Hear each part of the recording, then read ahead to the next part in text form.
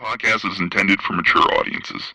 The views and opinions expressed are those of the panelists and do not reflect in any way those of the podcast partners, sponsors, or affiliates. Enjoy.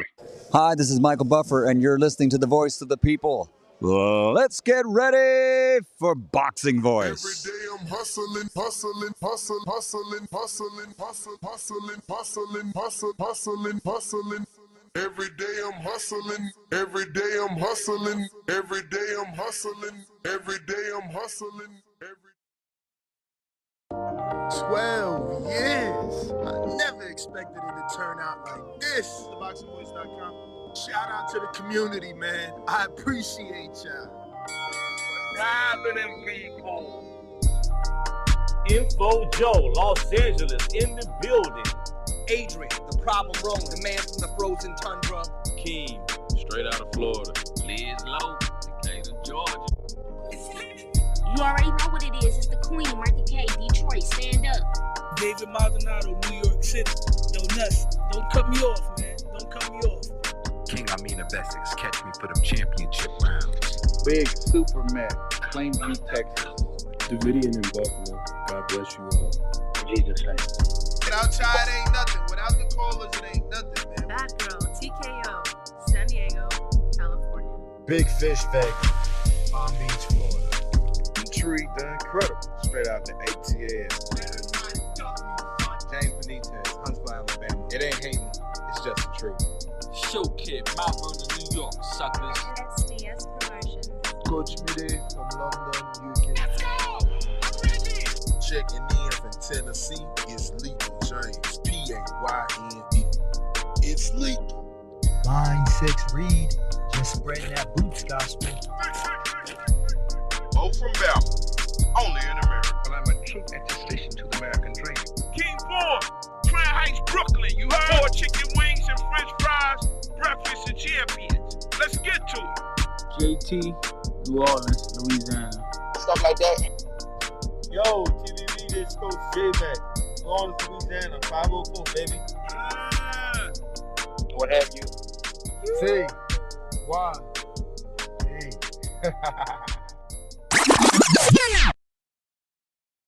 He is the fighting pride of Omaha, Nebraska. He's good at what he do. Hey, Daddy. Undefeated WBO lightweight champion of the world. Hey, Daddy.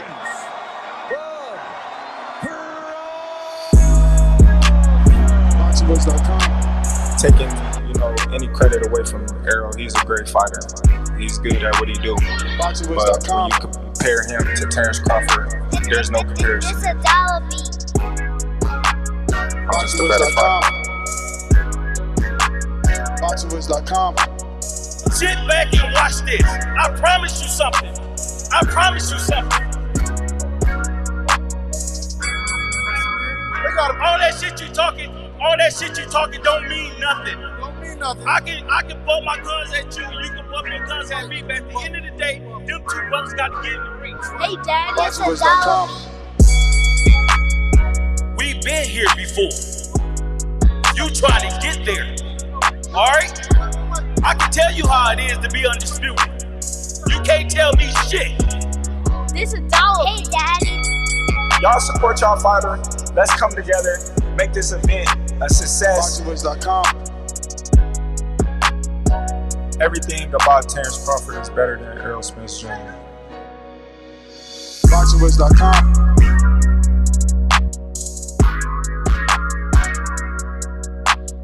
BoxingVoice.com.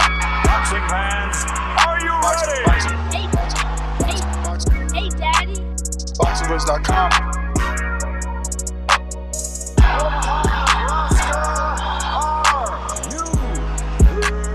BoxingVoice.com. BoxingVoice.com. What up, what up, what up, what up? What's going on, ladies and gentlemen? Yo, come on. Am I the only one to be jamming out to that Terence Crawford song? I swear to God, that should be getting you in the mood, right?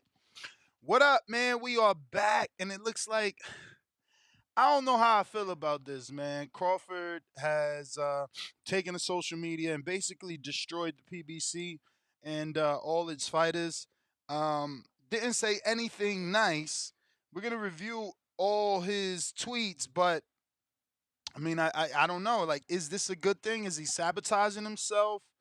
We do have a poll there with a couple of options, but like, is he ruffling the feathers? You feel me? Is he taking food off his own plate? Now it's his prerogative. Maybe he just not looking for fights with Keith and Danny, and specifically only Canelo and Charlo are on his agenda. But there's always the possibility of what if, and if you can't get that, then you can do this in the meantime.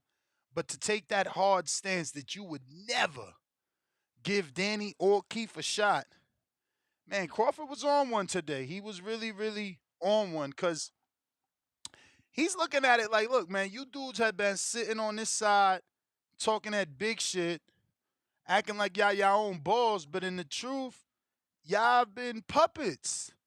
And this is Crawford, man. I mean, you going to get the full text from him, but that's how I interpreted it.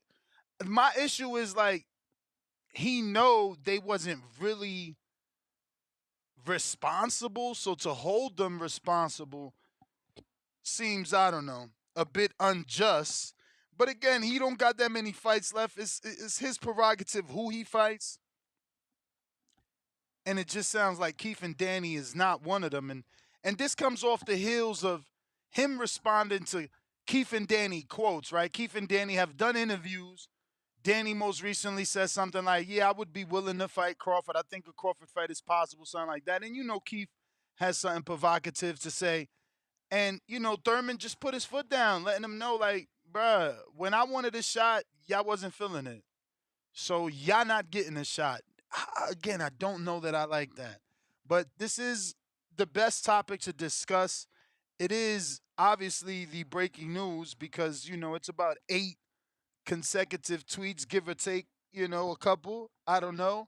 But I thought this was the best thing to discuss because, again, is he taking the stance that he needs to take because now he's the prom king, or should he have not, you feel me, took that food off the table just yet, because you don't know what's out there for you. What if Charlo and Canelo end in a draw? And now they got to fight again. No loss for either man. What if it ends in Canelo getting the loss and Jamel got to fight him again? Crawford finds himself on the outside looking in again. Because, yeah, you get that Spence rematch. But what else? What else is there if you don't want Keith and you don't want Boots? He already told people he done interviews with, Boots ain't on his radar. Now he come out and he said Danny is off that radar. Keith is off that radar. Like, y'all ain't getting the shot. So, I mean, damn, he's pretty serious, bro. He probably got like one more fight. I guess this is the realization for us as boxing fans that Crawford really got like 1 to 2 more fights, like he said. The one being Earl and that second one being whatever big one he can land, whether that's Canelo, whether that's a Charlo or whatever else is as big as that at the time. But it really looks like he's giving himself, like he's closing the doors and only leaving that one Canelo door that isn't necessarily there. Which is crazy because this comes off the back of his team speaking highly of Keith. It had Keith Thurman fans thinking, well, wait a minute, there's a possibility Crawford wants to fight Keith the way Bernie the boxer was bigging up Keith the other day. And we're going to play that evidence as well as show you all Crawford tweets. But this is a strange outburst by Crawford.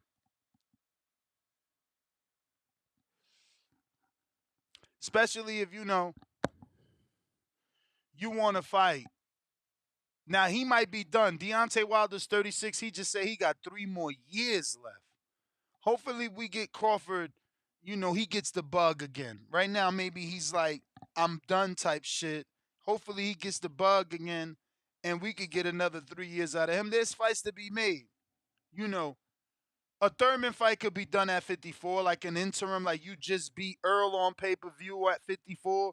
You fight Thurman at 54 on pay-per-view.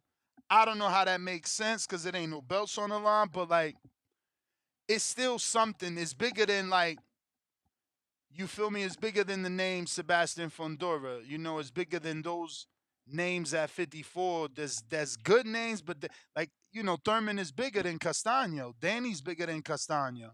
That's why Danny got one fight at 54, and they about to, you know, they've been trying to get him a title shot at 60. So I don't know, man. Did Crawford do the right thing with this outburst? You know, because if no Canelo Charlo, then what then? Then what?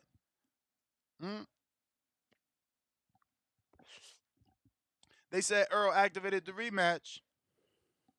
We still don't know when. We don't know what date. We don't know, you know, what weight. Is it going to be this year? So I don't know that those options should have been eliminated in one verse the way he did on Twitter today, man. But look, we'll see. We got a guest too in about another 15 minutes. I think it might be Ronnie Shields, right? Today's Wednesday, Tuesday. I don't know. I got to double check. We got Keith this week too. I think Keith is tomorrow. Let me double check. But we're definitely gonna have a guest, and we're definitely gonna be taking calls. The number to call in 1-425-569-5241. I want to know your thoughts, obviously, on Keith One Time Thurman and Danny Garcia being exiled by Terence Crawford. They will not be on Crawford's menu whatsoever. Bro, he's so savage, he told them, go fight each other. He said, go fight each other like y'all been doing. That's crazy. He's so tight. He holds grudges, bro. Why? Why are you so mad? Like, look, you here now, bro. You here now. You know, he want them to be like, nah, Crawford, you was right. There was never no side of the street when he know that there was. Like, come on, man. We talking boxing and business every day, man. To try to act like we could live in a world where streets don't exist is bullshit because, you know, promoter A is over there setting up shop to do business for promoter A. You know, their first, third, fourth quarters, like, they ain't got nothing to do with my quarters. You know what I'm saying? My quarterly earnings. So it's like, why do I give a fuck what PBC's doing? I got my own financials to worry about. And you know, maybe Crawford don't get that. But there's absolutely an across the street, man. There's absolutely a right time and a wrong time to make a fight with two separate promoters and broadcasters. I mean, we can't act as if that's not true. We can't act as if Frank Martin and Keyshawn could have happened last year or could have happened whenever they first started tweeting at each other. It's just not realistic. You know, it's Top Rank that invested in the silver medalist. So to ask them to fork him over and put him in there with a dude like Frank that isn't a silver medalist, with just the thought, just the possibility of being able to lose, it ain't a smart move for them. You know, because they are paying the big bucks for the silver medalist. They have been putting them on television from day one. Frank just started getting on TV. So, man, we always got to remember that business is always going to be a part of this sport, man. Until we get a league. Once you get that league, it'll change, and it's still going to be business because that league got to make all that money back. They got to make all that back. But shout out to Hardin, starting the show off right. Let me get to the desk, show you this information, show you Crawford's rant on Twitter. You feel me? Give you the exacts of what he said specifically, because I'm paraphrasing a bit, obviously, but he had a lot to say, man. I wonder what triggered him, right? Like, what caused him to just... Because that's a lot. That was a lot of tweets. I should check.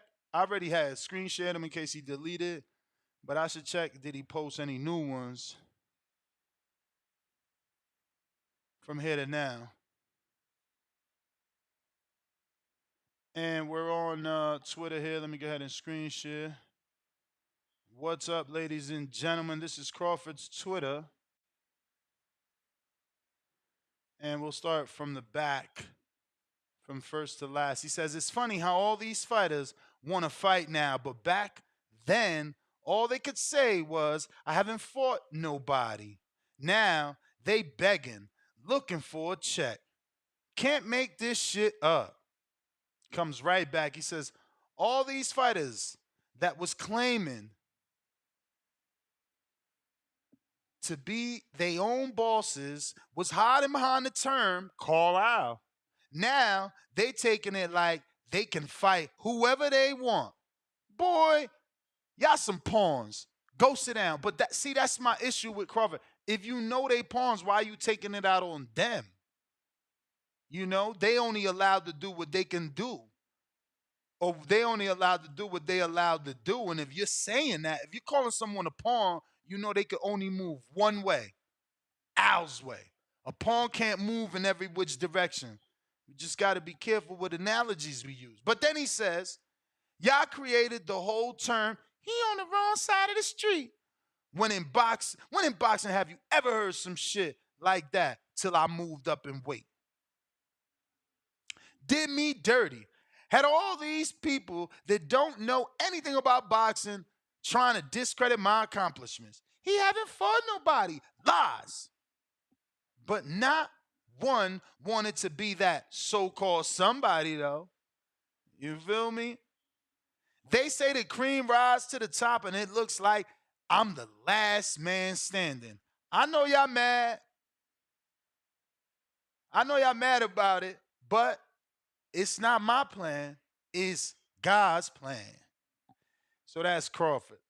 Now, obviously, you know, Keith came out and did an interview with Mill City Boxing. And he was, you know, expressing interest in wanting to fight Crawford and how he could fight Crawford at 54. I'm only bringing it up because he said it, but obviously with what Crawford just said, it's like it's kind of tough to even think about anything Keith talking about when Crawford took a very, very hard stance. Which brings me, where's that last one, right? Aren't we missing one where he says, I'm not fighting neither one of y'all? Here you go. I knew he mentioned them. I'm like, yo, hold up, I'm missing one. This was the earlier one. He says, my, how the tables have turned. Danny and Keith will never, and I mean never, get a shot at the top dog, and that's me. Y'all hoe asses didn't want us. No smoke when I wanted to fight, remember? Now y'all want to fight so bad. Go keep fighting each other like before. Yo, he is mad. I'll just say that. The man is mad.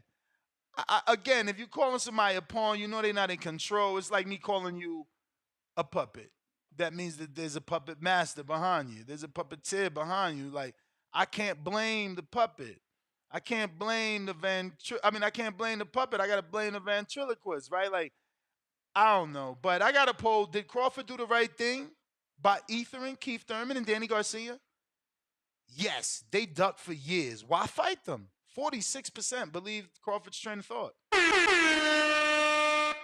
5% bad by Crawford burning bridges. 26% he wants only the bigger fishes. 22% Crawford feeling himself. We going out to the phone lines, and don't forget we do have a scheduled guest in about 9 minutes. Let me make sure. Oh yeah, Jackson Marinez. I should send him a message just as a reminder. Jackson Marinez.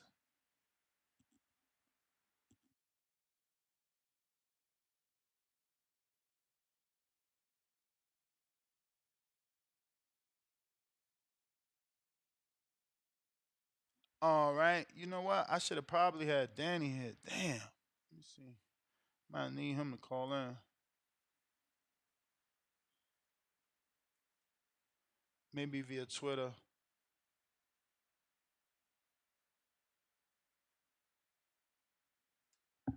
But we're scheduled to have Jackson Marinez at 4:30. Once again, like I've been telling you, if you want to ask anybody that I'm interviewing a question, those posts are either on, always on, members on the community page and or Patreon. So there's a post for Keith Thurman, Ronnie Shields. For anybody we're going to interview, it's right there. Head on over to our Patreon or our members page, drop them a question, and I will ask them that question here on the show. Let me open up the phones lines and get this thing going. Looks like we got Fats on Twitter on a check-in. What's up? Remember to rate us 5 stars on iTunes. Subscribe to youtube.com/The Boxing Voice for the latest and greatest interviews with your favorite fighters. Yo. What up? What up? What up, baby? Hated to love it, the underdog on top, man. That boy Crawford, he the one right now, yo. He the one right now. I'm glad he getting this just due. You feel what I'm saying? Cause it been a long time coming, bro. Like what? So what he shitting on Keith and them now or something? He ain't trying to get it cracking with Keith or nothing. Yeah, nah, he definitely went on a rant on Twitter, let them know they ain't getting no fights.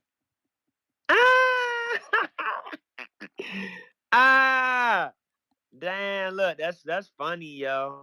That's funny, but you know, it is what it is. Like I feel like he making more a bigger bag with Earl than fighting them dudes anyway. You feel what I'm saying? Like everything happened for a reason, baby. But hate or love it, the underdog on top, man. I can't wait. And my man 50 come to Baltimore next Tuesday, bro. That concert will be lit, yo. You fuck with 50 Ness? Hell yeah. Oh, I'm ready to say it. I know that's right up your age range, baby. But hell yeah, I'm gonna keep on tuning in, bro. Appreciate it. For sure. All right, so Jackson Marinez is ready. I need fucking Danny. Let me hit my boy up, Broadway.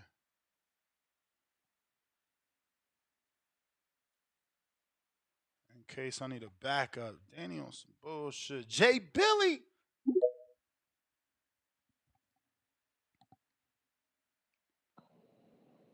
Yo. What up?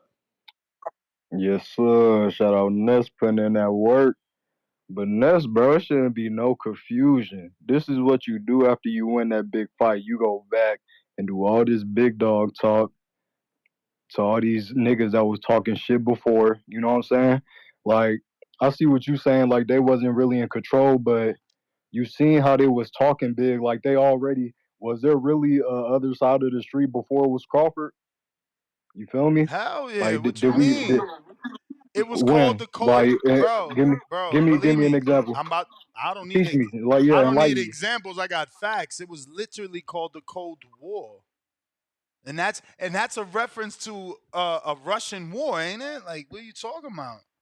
Well, what does that have to do with this, Ness? What does that have to do All with right, boxing? so What does the Cold War have to do? What that has to do is that the Cold War consisted of Al versus Bob, and then versus Oscar and other promoters that filed lawsuits against Al when he created the PBC.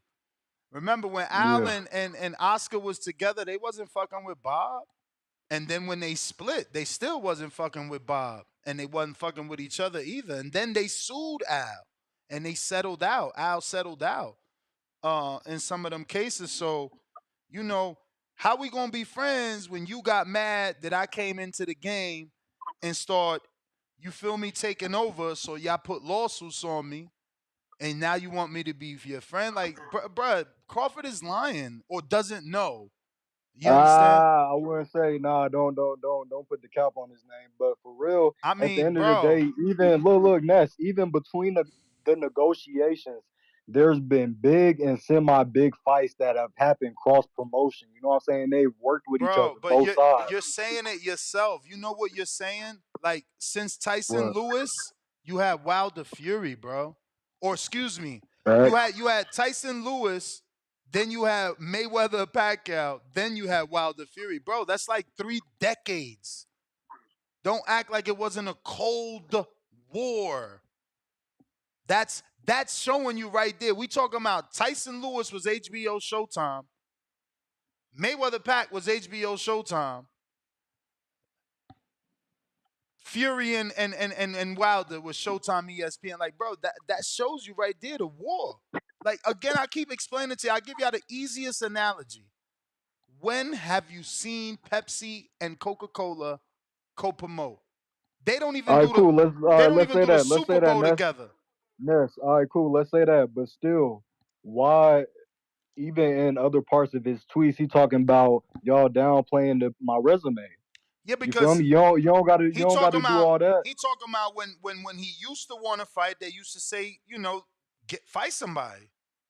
Facts. Yeah. So that's why he coming back now. Like, oh no, y'all calling my name now. Like, where was it back then? No, You I feel hear me? you. I hear you. I just don't know that it was the again. What It's like you because tell he me. already Tell know me, he not please. gonna fight them dudes. All right, Yeah. cool. Don't you ain't gonna fight him. So tell me what Crawford is gonna do if Jamel and Charlo, excuse me, same person, Jamel and Canelo get a draw September 30th. Give us your Crawford plan. Fight Zoo for the WBO. Ain't Zoo busy? I mean, he's I not mean, gonna be busy we gotta after be they both got to realistic. fight. They We both gotta got be nah. Let's be realistic. realistic. Nah, let's be realistic because Zoo's about to fight Castaño, right? Nope. Mendoza. No, Mendoza. So Zoo's about to fight Mendoza. Mm-hmm. Crawford's about to fight Earl. So they both got to fight in line. Well, After well, that, well. I said let's be they all fight. realistic. I said let's be realistic. Zoo has a fight. Crawford don't have no fight. He will before the end of the year. Where's happening at? Shit, What's the Vegas. date? Shit, What's the weight? December. Shit, 54. Is the belts on the line? Did he Nah, vacate? Like I said, Crawford ain't got no fight. dropped Zoo, him. Zoo on the Dropped him. other hand, got to fight. Zoo got to fight. His schedule When is is Zoo? Wait, so October 15th, which would be 2 October, weeks after December. 2 weeks after Canelo and Charlo fight. Well, it's all perfect. It's all set up around the same time, just in case it goes to the draw. Crawford can go to Plan B route. Who's Plan B? You feel me? Zoo Okay, for the now WBO. in everything he mentioned, he never said Zoo. It doesn't matter if the draw happens. Nobody mentioned the draw. Nobody is betting on the draw. So if the impossible happens, if the unlikely happens, he got to do some unlikely shit that he didn't say yet. You know what I'm saying? He got to go that route B. There's no other route. You know what I'm saying? He can't fight Earl a third time. He's not gonna fight a non-title or non-meaningful fight. Zoo is the biggest name. He's the next fight. If it's not Canelo or Jamel, he Yeah, could. Hey, he can dare to be great for real. Go up to 160 and fight the Dominants. I can see him doing that after that sparring match. You know what I'm saying? That I video mean leaked. that's an interim That's some though. good sparring. That's an interim. I mean I could I see mean, that happening he's gonna get elevated. if they He's do gonna get that. elevated. If they do that, I could see that, but I don't see Crawford fighting You may feel like it's Adames your time, off but of it's not your time. a for an interim. But if they elevate him, I could see that. Danny says he's on. Where you at, champ? Oh, I see you. I see you. Let me send this link out then. Send this link out. We about to get Jackson Marinez on the show. See what he got to say. And in the meantime, let me go ahead and take another call in case we got time. Charles.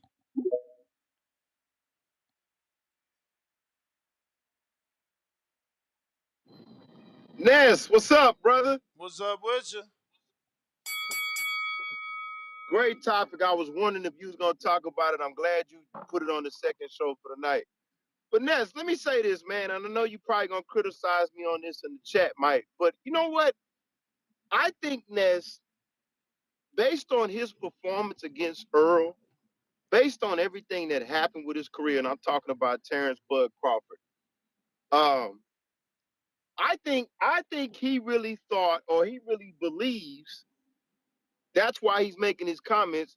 I really do believe, Ness, that he only wants 2 more fights. I really do believe that he looked at Earl as being his peak, just based on how his career was moved, how people ducked him at PBC. I think it's more of a shot at and you're right. Keith and Danny have nothing to do with that, but I really think I think Terence believed that Earl was his peak, and anything after that, meaning a Charlo. And see, I think he's going at Charlo because he said it before that him and Charlo were friends, and now Charlo is talking shit. So it's like, okay, we were cool. Now I want to beat your ass. Mm-hmm. But Ness, I really do believe that he thinks the best of his career. It's kind of like Ness. It's kind of like being a gambler, and you got a certain amount of money that you want to win. And I think Crawford is this type of guy. Now I got that money, so I think he'll give Earl a rematch just because he appreciated what Earl gave him, which was the opportunity. If you look at his performance against Earl, and we all can agree, it's one of the best performances he's ever done. And I think he really believed that Earl was his peak. And I do really think, yeah, everybody tossed around the Canelo fight, and I really want to see him fight Canelo. But I really think, Ness, at his age, and I think the Earl fight was what he's been trying to get for years. And so now that he's done that, Ness, I think he's 100%. I think he believes that. Why fight Keith, even though he got respect for Keith, and I feel bad for Keith because Keith was the man in the division. But why fight Keith and Danny now when I've got the guy that everybody thought at PBC was the guy? And that was the pinnacle of my career. It's the reason why I left Top Rank. It's the reason why I moved the way I moved. It's the reason why I prepared for the Earl fight the way I did. Because that's my crowning moment. That's my height. That is my peak. So anything after that, I'm willing to give Earl that rematch because Earl gave me a chance to be where I wanted to be. So I believe him, Ness. I believe he's that type of guy. No, I believe him too. I believe him too. I believe he's that type of guy. I don't know that it was the right thing to do. That's all I'm saying. You feel me? Like, again, only he knows that he's done. Let me get to Danny. Only he knows that he's done with with fighting. Danny, I invited you to speak, but you should probably request.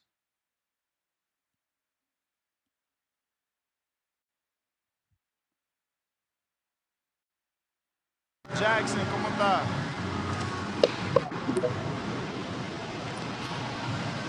Jackson, ¿cómo está?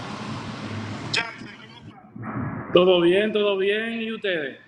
Bien, bien. Tengo mi compañero que va a estar aquí Yo, vía... Nas, can you hear me? Yes. Él va a estar aquí vía por teléfono para que él pueda traducir. Yo voy a seguir hablando en inglés como la audiencia de nosotros es americano. Danny, you there? Yeah, I'm here. Okay. How do I sound? You sound fine. Were you able to hear? Yeah, I can hear everything. All Jackson, right. ¿cómo está? ¿Lo escucha, Jackson? Oh, damn, he just went black. Maybe he got bad service. Jackson? All right, champ. Just let me know. For sure.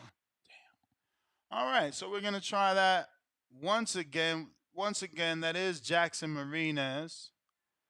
And hopefully he gets a better connection and we can talk some boxing with him. Common opponent with Rolly.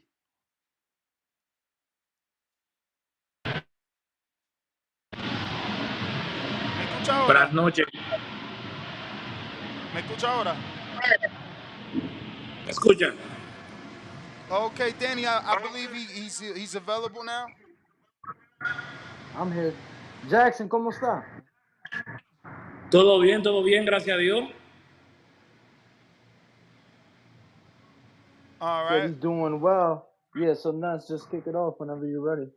Yeah, man. So just tell him, man. We wanted to get him on the show, find out what he was up to, kind of get an update on what's next for him, and you know, yeah, man, an update. See what he's been up to, bro. He hasn't fought since March of 2024. March 24th, 2023, and just trying to see where he's at. Jackson, pues háblanos de lo que tienes ahorita, o sea, que ponos al día, lo más reciente de lo que tienes ahorita?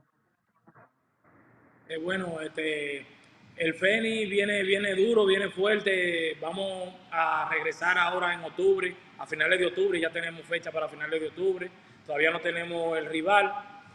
Solo sabemos que a finales de octubre vamos a pelear y venimos fuerte ahora en el peso de las 140 libras.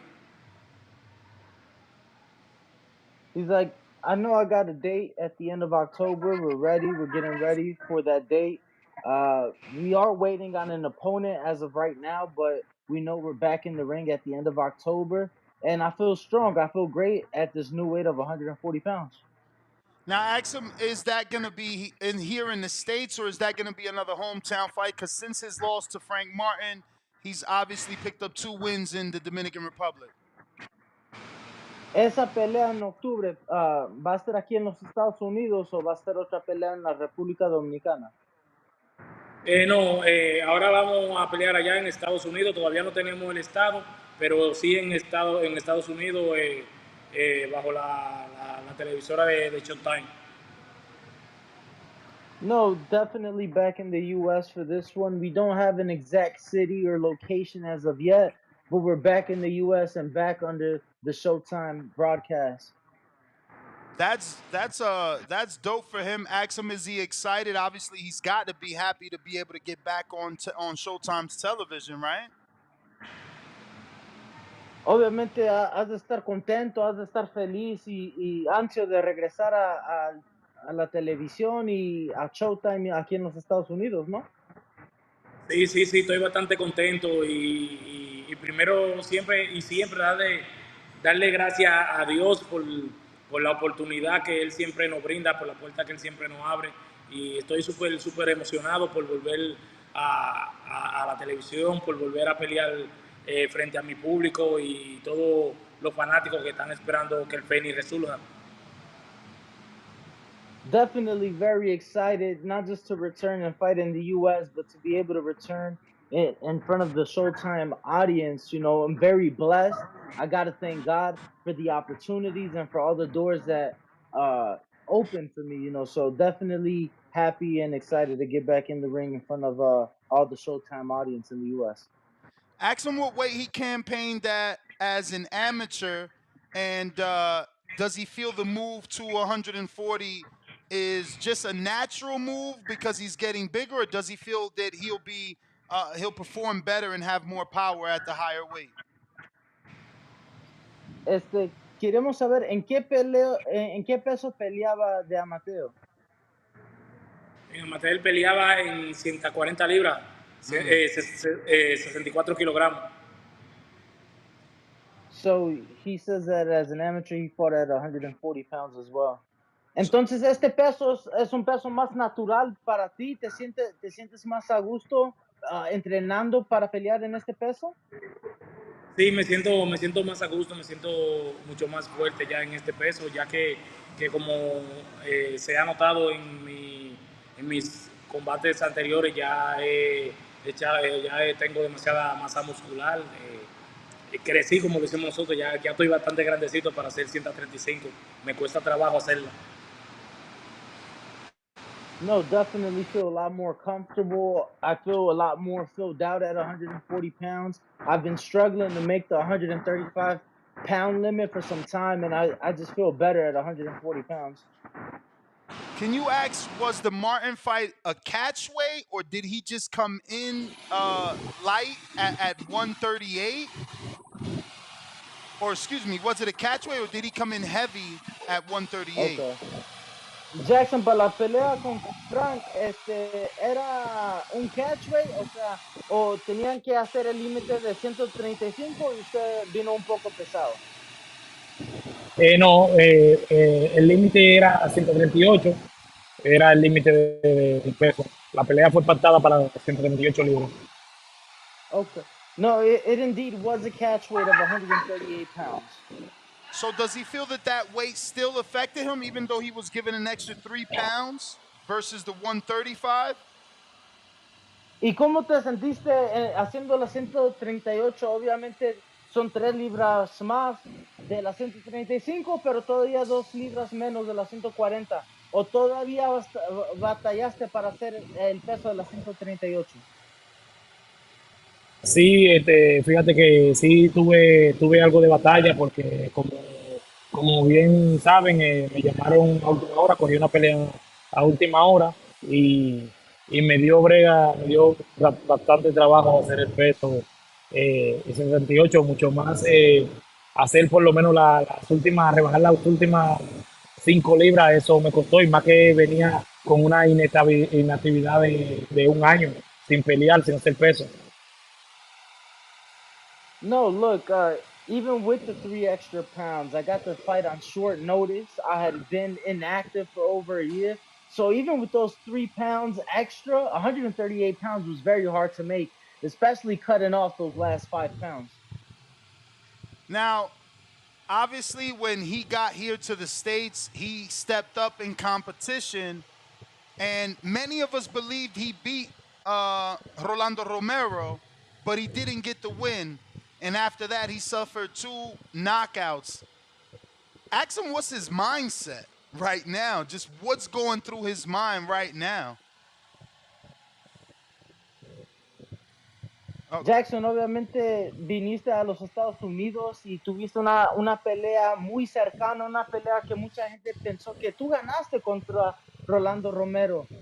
No te dieron la decisión y después sufres 2 derrotas de forma de knockout. Queremos saber cómo está tu mentalidad, cuál es tu mentalidad ahorita, porque obviamente ha de ser un poco difícil. Sí, sí, déjame decirte que sí, esa esa derrota que no fue derrota con Romero, sí me trabajó en la mente, sí me, me, me dio depresión y después vine y cogí una pelea con Richard Comey, primera vez que en mi carrera me noquean. Eso agravó más la cosa y mi mentalidad se fue definitivamente de boxeo en ese tiempo, pero le puedo asegurar que sí, ya mentalmente estoy de regreso y eso es lo que voy a demostrar ahora cuando vuelva a salir en octubre en Estados Unidos. Look, I cannot lie. That loss, that really wasn't a loss to Rolando Romero, really weighed on me mentally. And then fighting Richard Comey, suffering my first knockout in the sport of boxing, that even worsened it and truly just had my mind away from the sport, away from boxing. But I guarantee you that that's changed. I'm back focused more than ever. Ask him what part of the Dominican Republic is he from? Jackson, ¿qué parte de la República Dominicana, de qué parte eres? De la capital de Santo Domingo. Ask him, well, he said the capital, for those that didn't understand. The capital in Santo Domingo is the name of the city. Ask him, Danny, what is it tough being in DR after a loss? How are his people treating him? How are things when he goes back home after a loss? Jackson, ¿cómo es la vida para ti cuando regresaste, el tratamiento, cómo te trató la gente, tu familia después de regresar a la República después de tu primera derrota? Familia no, Jackson, la gente normal, no tu familia. Porque el público, exacto, el público, entonces, ¿cuál fue el tratamiento del público? Mira, el público me trató bastante bien, incluso me acuerdo que me dieron un reconocimiento, el gobierno me dio un reconocimiento, aquí el ministro de Deporte me dio un reconocimiento como el campeón del pueblo, mi familia me recibió súper bien, incluso gané muchos fanáticos, muchas fanaticadas de diferentes países, México, Argentina, Estados Unidos. Fue, como te digo, es como decimos algunas veces que perdiendo se gana y yo con esa pelea que me robaron con Rolando Romero, gané mucho más de lo que perdí. No, I can't lie. To be quite honest with you, the public was great after suffering my first defeat. In fact, I even went home and I was given recognition by the sports ministry in my town. The public was great. I feel that after my first loss to Rolly, that if anything, it helped. There's a saying that even in a loss, you can also win, and I think that was the case for me. I feel that I gained a lot of fans, not just from my country, but from other Latin American countries, Argentina, Mexico, so on and so forth. Even some of his own fans. Ask him who's going to be training him for this fight here in America. ¿Y con quién estarás entrenando para tu próxima pelea, Jackson? Todavía estoy entrenando porque yo he estado entrenando en el campamento de Box Santo. He estado con Box Santo y con él es que me he estado entrenando. Entonces todavía sigue con Bob. So he said that he's been in the gym with Bob Santos, still training with Bob Santos. Double down, bro. It don't sound like he's going to remain with him. Entonces Bob estará en tu esquina para tu pelea en octubre. Posiblemente sí, posiblemente sí. Told you. Ask him why possibly. Y posiblemente no, o por qué posiblemente. Posiblemente sí, posiblemente no. Vamos a ver. Push. Is he exploring new trainers? Pero vamos a ver porque estás tal vez, buscando un nuevo entrenador o porque tal vez esté en otra esquina esa noche. No, todavía, tú sabes que nosotros los boxeadores hacemos lo que los manejadores decidan y creo que no sé si me van a mover de campamento, pero hace 3 semanas regresé, estaba en Estados Unidos, estaba entrenando, duré 3 meses allá entrenando con Box Santo, pero ahora mismo no sé para qué campamento regreso. He says, well, as a fighter, we do what the manager says sometimes, and I don't know whether my management is going to move me to a different camp or keep me there with Bob, but I was just there. I have returned, but I was just there training just a few weeks ago with Bob Santos. Ask him who's his manager. And then throw out, is it Louis de Cubas? ¿Está con Louis o tiene manejador diferente? Tengo manejador diferente. ¿Con quién está, Jackson? Tengo un manejador aquí en Dominicana, el mismo manejador de Carlos Rayo Bronco. Oh, el mismo de Carlos Adames. Sí. Okay. Well, he said he's got the same manager as Carlos Adames.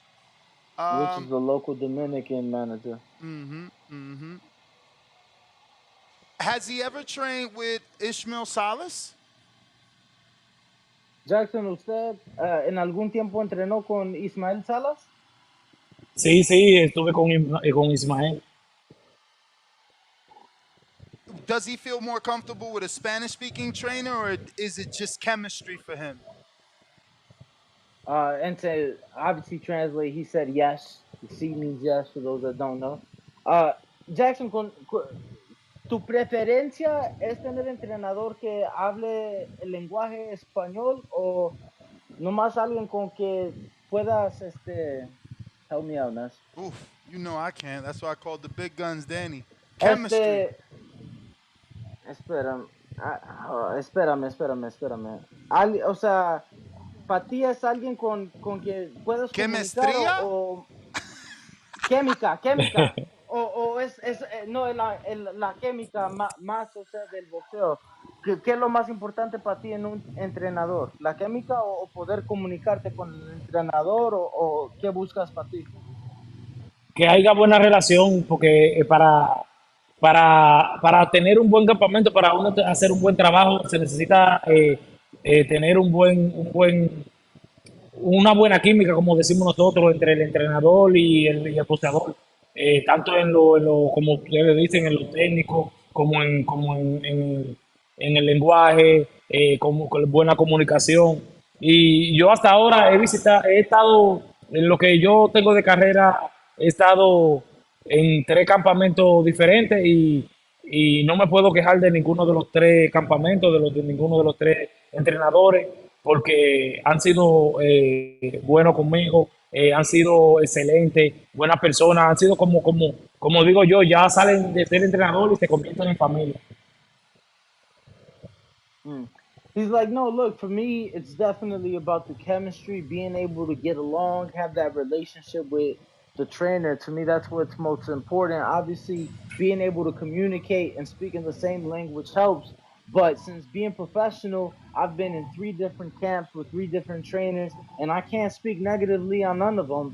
They were all great, and it honestly was more than just boxing and training. They became family. Ask him, was that third trainer Robert Garcia? Ismael Salas y Bob Santos han sido dos de los tres. El tercer entrenador fue con Robert García o con quién fue. Con Robert García, ese fue mi primer entrenador cuando llegué aquí a los Estados Unidos, Robert García. Yes, yes, Robert Garcia. He was my first trainer when I came here to the United States. That's actually amazing, bro. He's had three great trainers. Like, Robert is literally one of the best trainers. Ishmael Salas has been definitely doing his thing in the last 36 months. And obviously, Bob won Trainer of the Year. Ask him, where does he feel he was pushed the most amongst his contemporaries in the gym? Meaning, not the trainers, the other fighters that the trainers had there. What can't push them the most? You know how Grabber has so many. I'm being long-winded No, for you. for sure, I got you. Okay. No, I got you. Jackson, de los tres encampamentos en lo que has estado, de los peleadores en esos campamentos, ¿tú quién piensas que te empujó más? ¿Los peleadores que estaban en el campamento con Robert, con Bob o con Ismael? Mira, Y para empujar, lo que yo quiero decir. Motivar, o Exactamente. sea. Exactamente. Mira, déjame decirte que en los tres campamentos he visto y me ha empujado boxeadores de los tres campamentos. En el campamento de Robert, tú estar ahí, hacer sparring, entrenar con Mikey García, con Bello Ortiz, con Juan Carlos Ramírez. Óyeme, es algo grande, es algo solamente de tú subir arriba de un ring con esa persona que tú solamente lo veías por televisión cuando peleaban, es algo motivador. Entonces llegué a donde Sala después y a empezar a ver a Gas, ver a, ¿cómo se llama el otro cubano? El 54, a Lara. Óyeme, son boxeadores, ¿me entiendes? Entonces aquí a donde ande vos hacer sparring con barrio, con barrio, es algo que motiva porque son muchachitos jóvenes, bien humildes sobre todo, son bien humildes, que es lo que más me gusta de ellos, que son humildes. Si tienen que darte un consejo, te lo dan. No van como con altanería, no, ellos van y te dan consejos, mira, está haciendo esto, está haciendo malo, te aconsejan como debe de ser para que tú crezcas en el ámbito profesional en este deporte. No, look, man, I'd be lying if I didn't tell you that with all three trainers in all three camps, there was fighters within that pushed me. I came to this country. My first trainer was Robert Garcia, and I get to train alongside guys like Mikey Garcia, Virgil Ortiz, and be motivated by guys like that. Then I go over to Ismail Salah's gym, and I get to be motivated and train alongside guys like Jordanis Sugas and Aries Landy Lara. And now I'm with Bob Santos, and I get to train and spar with guys like Mario Barrios. So it's all motivation. And the biggest thing about it all is that all of those guys I just mentioned, they're very humble people. So when they need to give you advice, when they need to help you, they do it. And there's no egos or pride in the way. We got a couple of questions before we get them out of here from the people. James Valdez, San Antonio, Texas. If he could rematch anybody who he lost to, who would he pick and why? Personally, I felt you won that fight versus Rowley. Jackson, estas son unas preguntas de la afición. Antes que te dejamos ir, muchas gracias por tu tiempo. James Valdez de San Siempre. Antonio, Texas, quiere saber de tus 3 derrotas, ¿cuál te gustaría hacer la revancha más? Y él dice que Mira, él piensa que tú sí ganaste la pelea con Rolando. bueno, muchas gracias, muchas gracias. Déjame contestarle a él que yo, de las 3 peleas, ¿cuáles yo me gustaría? Me gustaría Rolando Romero, que no es algo que podamos ver, no es algo que veamos muy difícil. Él está en 140 y yo subí a 140, se puede dar en un futuro. Eh, ¿Con quién más me gustaría? Quitarme esta quiquillita con Richard Comey, con Richard Comey y ¿por qué no? Con Frank Martin, que la pelea iba bastante buena. ¿Por qué no? La pelea iba bastante buena, pero en los últimos asaltos salió a reducir la poca preparación que tenía. Well, look, I think that the Rolly fight is not just a fight that wouldn't be hard to make, but it just wouldn't be a hard fight. We've already moved up to 140 pounds, so hopefully that's a rematch that we can have. The Richard Coleman fight, absolutely. I would love to get my rematch in that. And while we're at it, why not Frank Martin? I feel that that fight was going very well for me up until later in the fight, and all that was the last minute notice and lack of preparation. But give me a full camp for a Frank Martin rematch as well. Danny, you are phenomenal at this. Ruin the 504. Are there any plans to fight before the year is out? That one was answered. So if you just want to shout out Rue or let him know that someone in New Orleans sent them a question. Otra persona de la afición, Rue de Nueva Orleans. La pregunta era de cuándo peleas, pero ya nos dio la respuesta el mes que entra a finales de mes. Entonces, nomás quería darle su saludo. Next one is from Bueno, Cutman. Oops, sorry. Disculpa. no, es así mismo, vamos de regreso ahora en octubre, finales de octubre, y, y no saben la ansia que tengo de volver a darle a los fanáticos una pelea con Rolando Romero. Vamos a luchar para posicionarnos bien y después pedirle, que yo creo que al público le encantaría Mariñez Romero 2.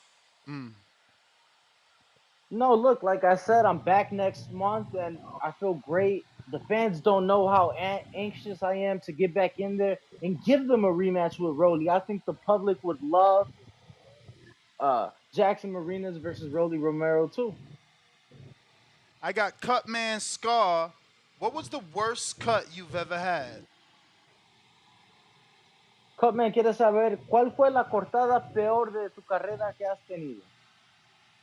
No, si supiera que a mí todavía no me han cortado, todavía no me han cortado. No, I've yet to be cut, so I can't say. Mad Bent in Kansas City. Some say Frank Martin has no chance against Shakur. What's your thoughts? Mad Ben Kansas City quiere saber que mucha de la afición dice que Frank Martin no tiene ninguna chance contra Shakur. Que tú qué piensas y que si tal vez es la razón que se salió de la pelea. Bueno, eso, sabe que la razón que se sale cualquier boxeador de pelea es porque hay intereses de por medio, de ambos lados. Y, y esto es boxeo, no puedo decir que Shakur tiene ventaja sobre Martin, que Martin tiene ventaja sobre Shakur, porque al fin y al cabo esto es boxeo y cualquier mano aparece o cualquier cosa puede suceder ahí arriba.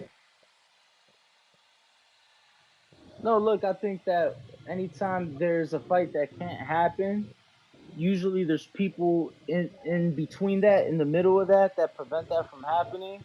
But I can't say for sure that Frank doesn't stand a chance against Shakur. This is the boxing business at the end of the day, and anything can happen.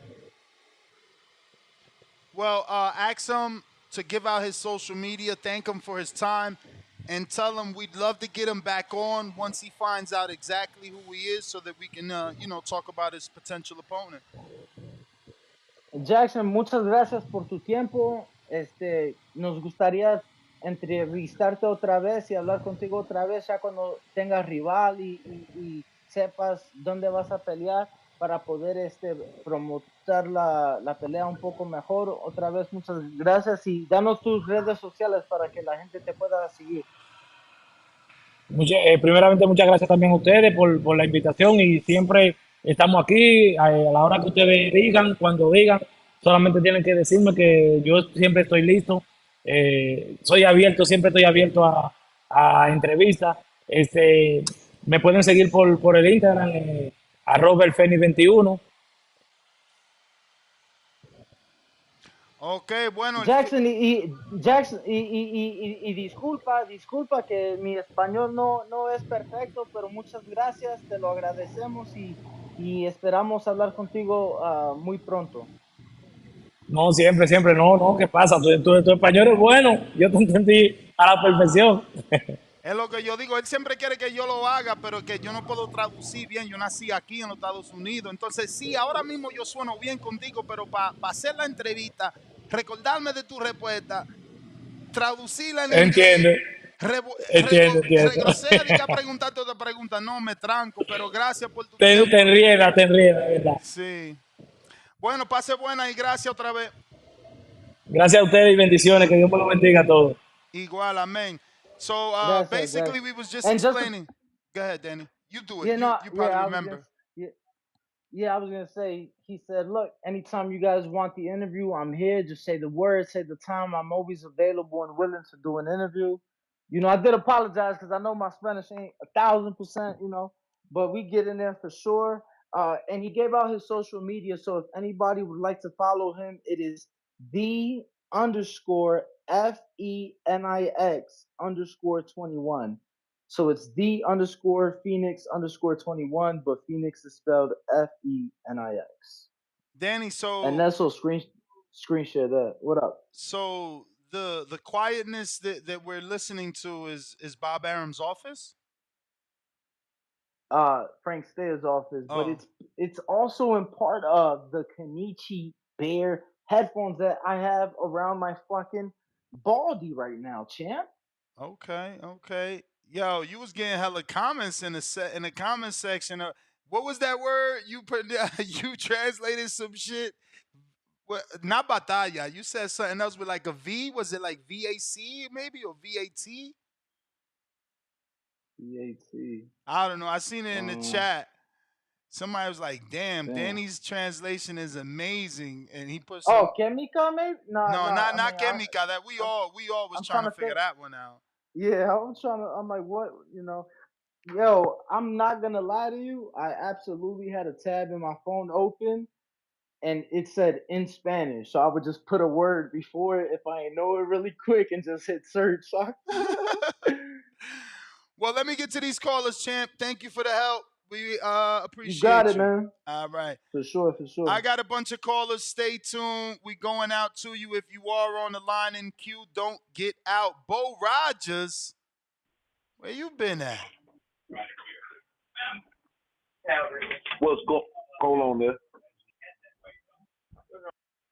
Hello? What up, Bo? You hear me there? Yo, hey, Ned, I told you about Terence Crawford. He don't really want to fight nobody. He fought one good fighter. And y'all praised him and put him on top of the world. Now, or this could be another tactic of his too, to make them beg him to fight him and all that so he get more money. But really, Crawford was happy at ESPN making $4 million a fight, fighting B-level fighters.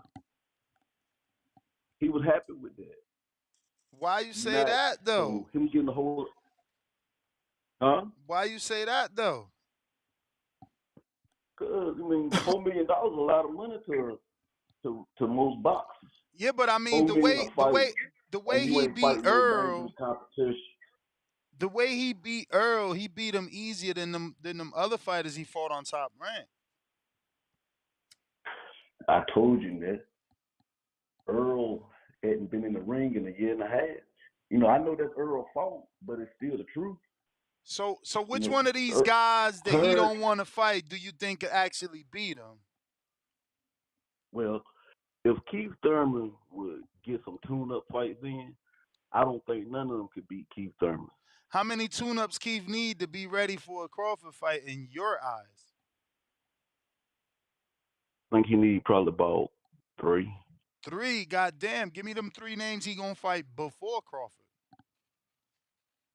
I mean, I wouldn't try to fight none of the top guys. I just work on guys to get to sharpen my skills. So you talking about fight some dudes like Broner I fought? do just like I'll fight the same type of guys Crawford fought his whole career until he fought Spence. Okay, so you talking about fight. like Amir Khan, Kell Brook, Velasquez, those guys? Yeah. Okay, I mean those is I mean he I already Keith fought. Thurman can beat them guys though.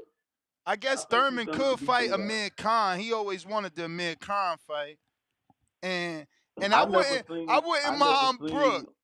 I mean, people always tried to say Brook was the number 1 welterweight. I never really seen Terence Crawford in there with a move. I always seen him in there with guys who come forward trying to, knock him out. Gamboa don't come forward. Gamboa was certainly a mover. Postal was a mover. Postal a boxer. But them guys B-level fighters in reality. Postal a world champ. I mean, they good. You can't be a B-level world champ. They good, but they not the best.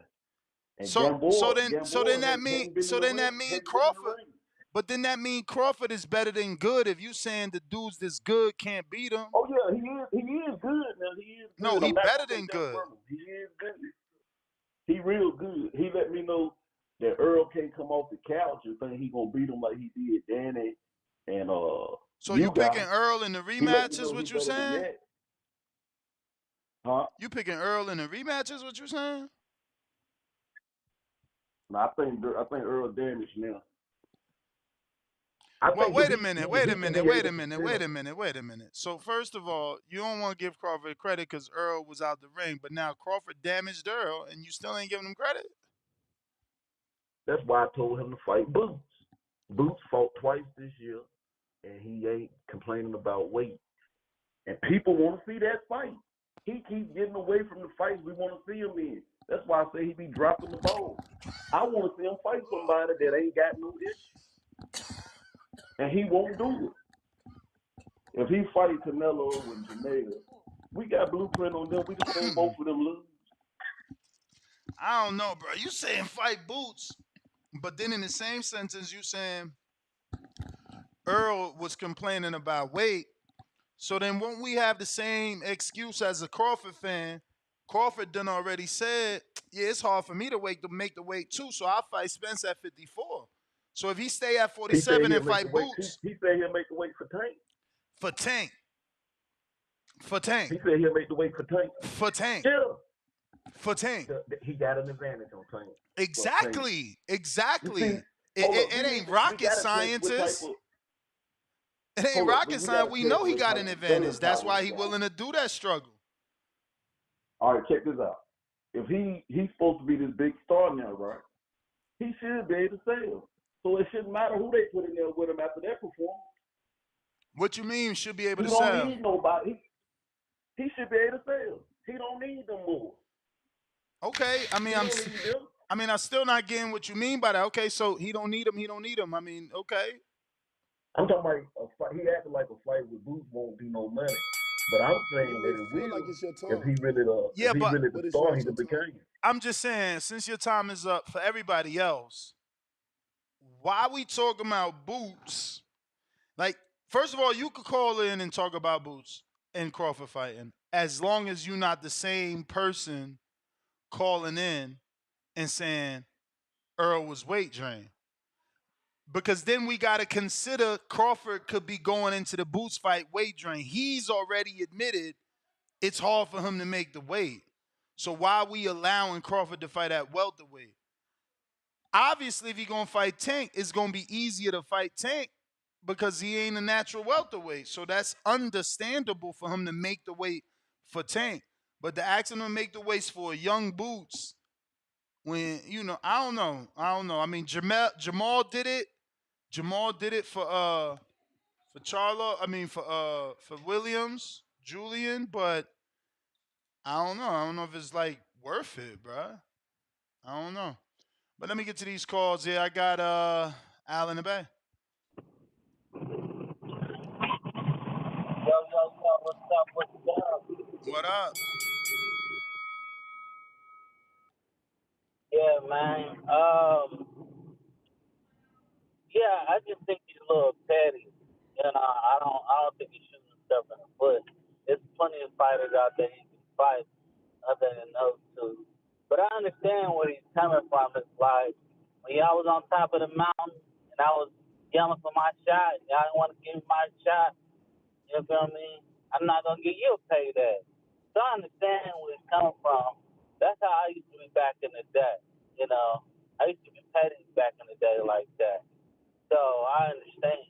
But you know, it's all about being petty.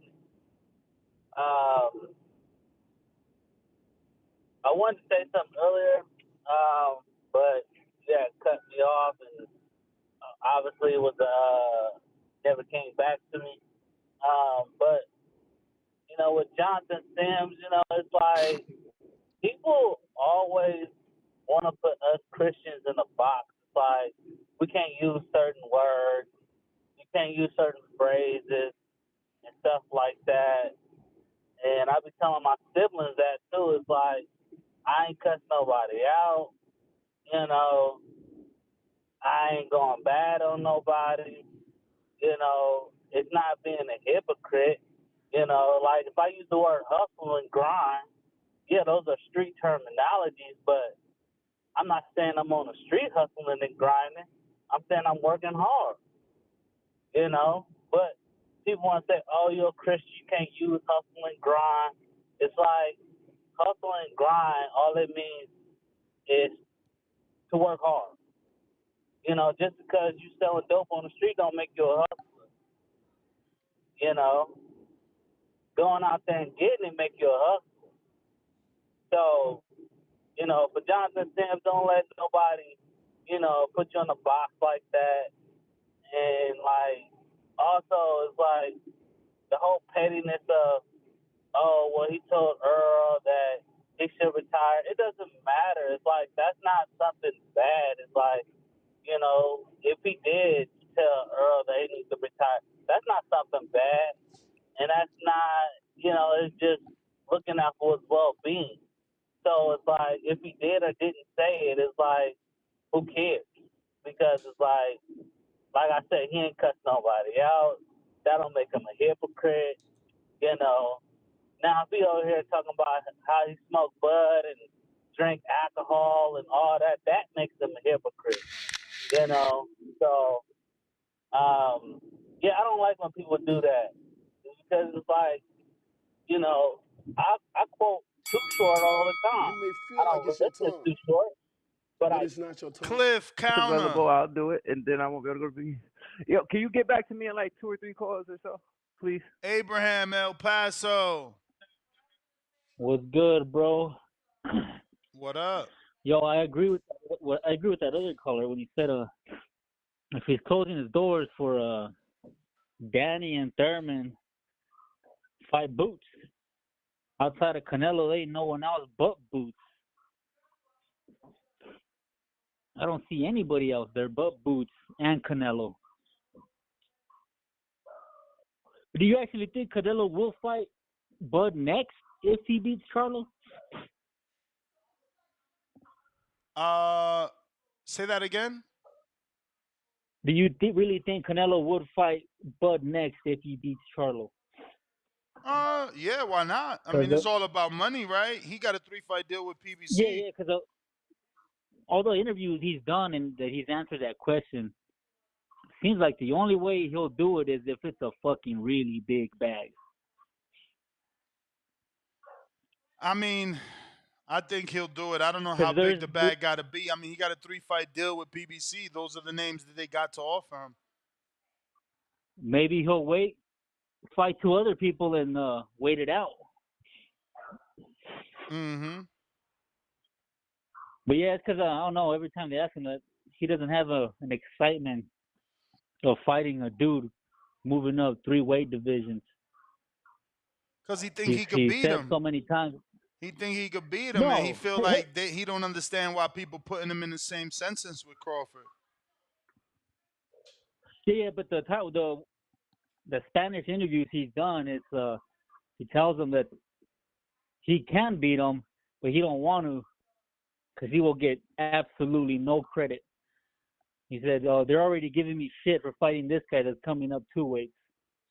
What are they gonna do when I fight the guy that's coming up 3 weights and I put him down?" He's like, "It makes no sense. Unless the money's right, we can talk about it." All right. Well, I mean, it's always money. Yeah, I just think that back is gonna have to be big, aside from what he already got from PBC. Mm. That's all I got for today, though, bro. All right.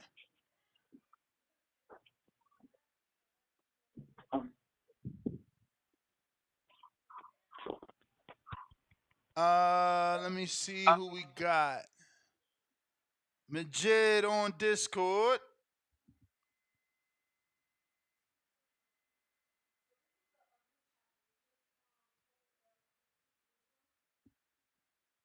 Majid.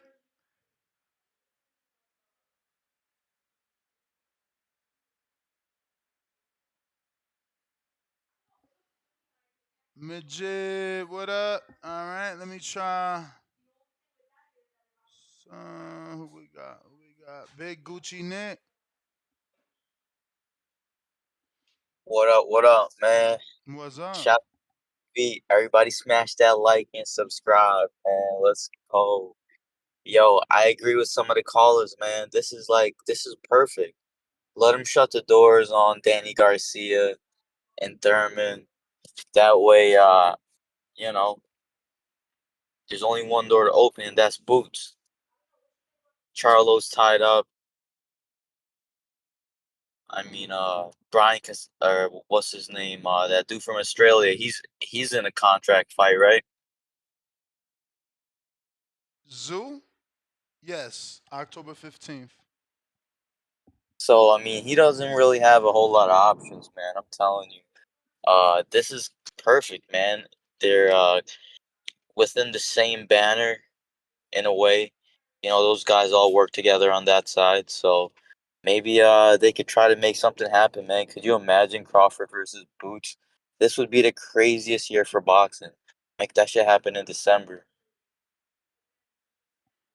Crawford But versus Boots in December. I would love it. I can't get mad. I just don't know. It's like, are Crawford fans gonna say that he was weight drained, that he can't make the weight, and he told y'all that in the Spence fight? I know, man. I feel you. I feel you on that one. So this rematch activation, that this doesn't really mean the fight is actually gonna happen, right? I mean, we haven't Like heard nothing anything. is We like don't know. signed or anything or Exactly. reported. We don't know. We don't know. But Frank not getting the fight makes sense, right? I mean, Derek is super busy right now, huh? If he really got to train Earl, how could he train Frank for a November fight? I don't know. Yeah, man. And just off topic, actually, just to piggyback on what you just said about Frank, I mean, did he really? Was he really offered 15%?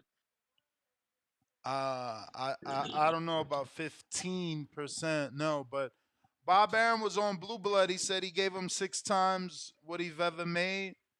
So, Top Rank continues to say that they sent over more than $1 million. The rumor is 1.3, 800,000. Then they didn't like that, and they added 500,000 to that. Oh, damn. That sounds like a bag right there, man. Yeah, it's 1.3, but I hear it wasn't a million from the Frank side. Oh, okay. All right, gotcha. They just probably exaggerating it just a little bit then. Yeah, man, That's what they that's say. upsetting. That But the truth is, my peoples tell me Frank made 250 his last fight versus Autumn, and Shakur say you was gonna make 4 times that amount, which puts it back at a million.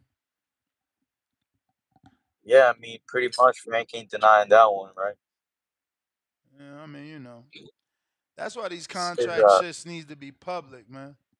All this that's secrecy. the problem with these promoters, man. They on quote unquote the opposite side of the street, so it's like these promoters don't really get along, man. They want it's probably like a networking thing too, man. They probably like, yo, we need the bag. He's got to come over here or something like that.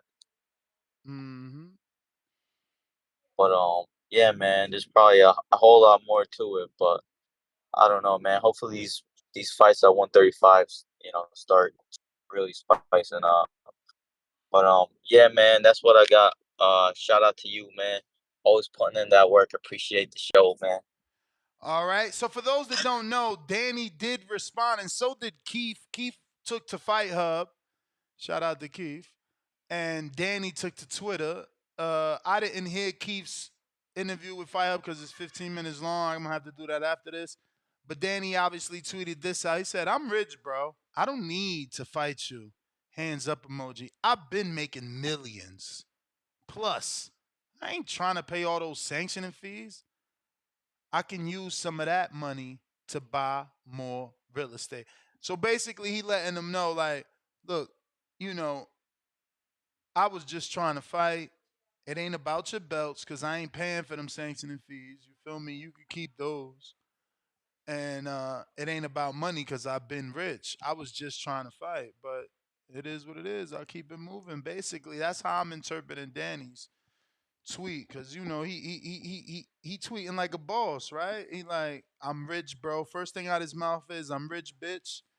Next thing out his mouth is, I'm making millions. Next thing out his mouth is, I don't need belts. Next thing out his mouth is, I could use that money for more real estate. Like, sound all money talk to me. What we going to, Cliff? What up? Hey, yo, what up? What Yo, up? what up? What up? Yeah, I'm touch on that Danny shit that you just said. I feel like he's tweeting like Cap. That's sound like Cap to me. I don't. Yeah, he want to tweet like a boss. What you That mean sounds cap, good, but bruh? I What don't. you I, mean I don't cap? believe it. What you mean cap? Danny been making, bro. Danny made 3 million on the motherfucking Lucas Matisse fight. That shit was like 30 years ago, bro. You sound crazy. No, I don't sound crazy. Come I'm not on, man, saying bro. What what's year was that? that? Was 2012, man. Danny got old money. He's still spending money from fucking 88. Fuck is you talking about, bro? You sound crazy. Danny was the first star. Like, what we talking Yo, about? Ness, this is what you do. You get so sensitive, then you don't want I'm you not want to state your point sensitive, bro. It's so just hard. true. Yo, It's you you just you true. know, Why but you? you're driving the conversation. I don't give a fuck about his money, Ness. I'm not saying his money is capped. I Oh know well, the that's what nigga's you been said. You said that's making cap. money, but You said he what he's talking like saying, a the way boss is he's cap. delivering it is cap.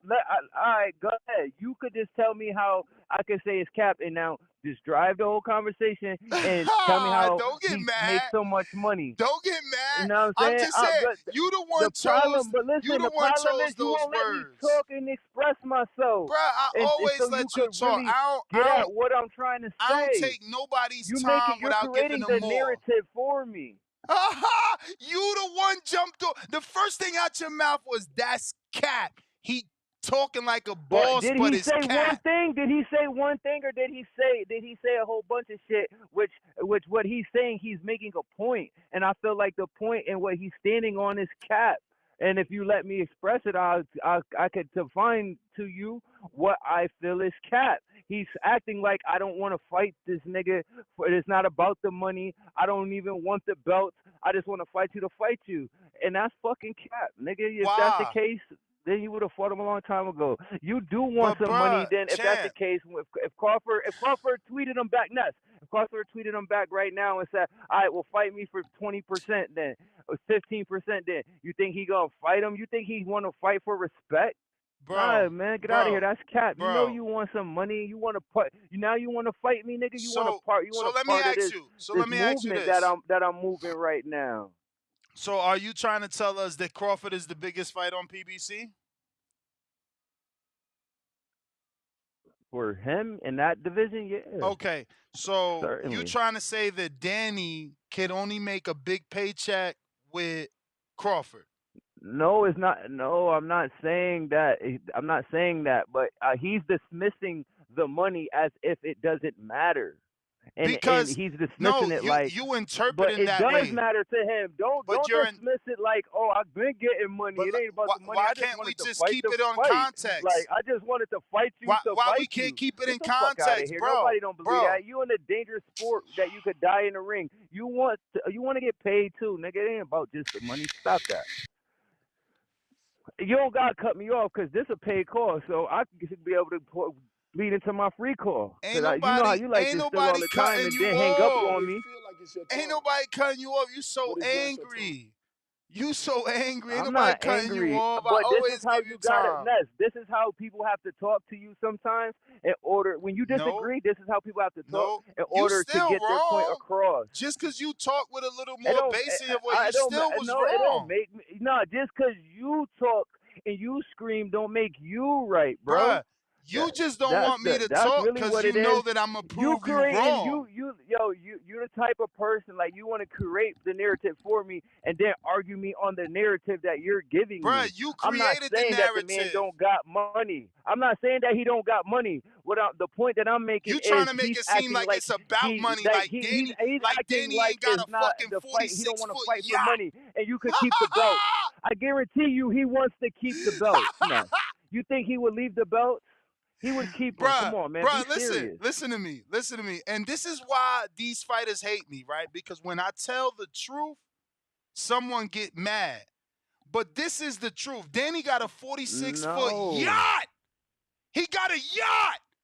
The boats that Crawford had in his parade, that's Crawford's boats, man. So when I tell you Danny got money, he got money. And when you tell me, I don't give a fuck and when you about his tell money, me, bro. and when you tell You're saying me, it. You're let me finish, bruh. you're Let me making the point. finish. Let me Go ahead. finish. Go ahead. Go ahead. Because Just let me touch. Just let me touch you before you saying hang that up. Go I'm ahead. painting the narrative, is you that's painting the narrative. You trying to say that Danny's cap, he's saying it's not about money when it is.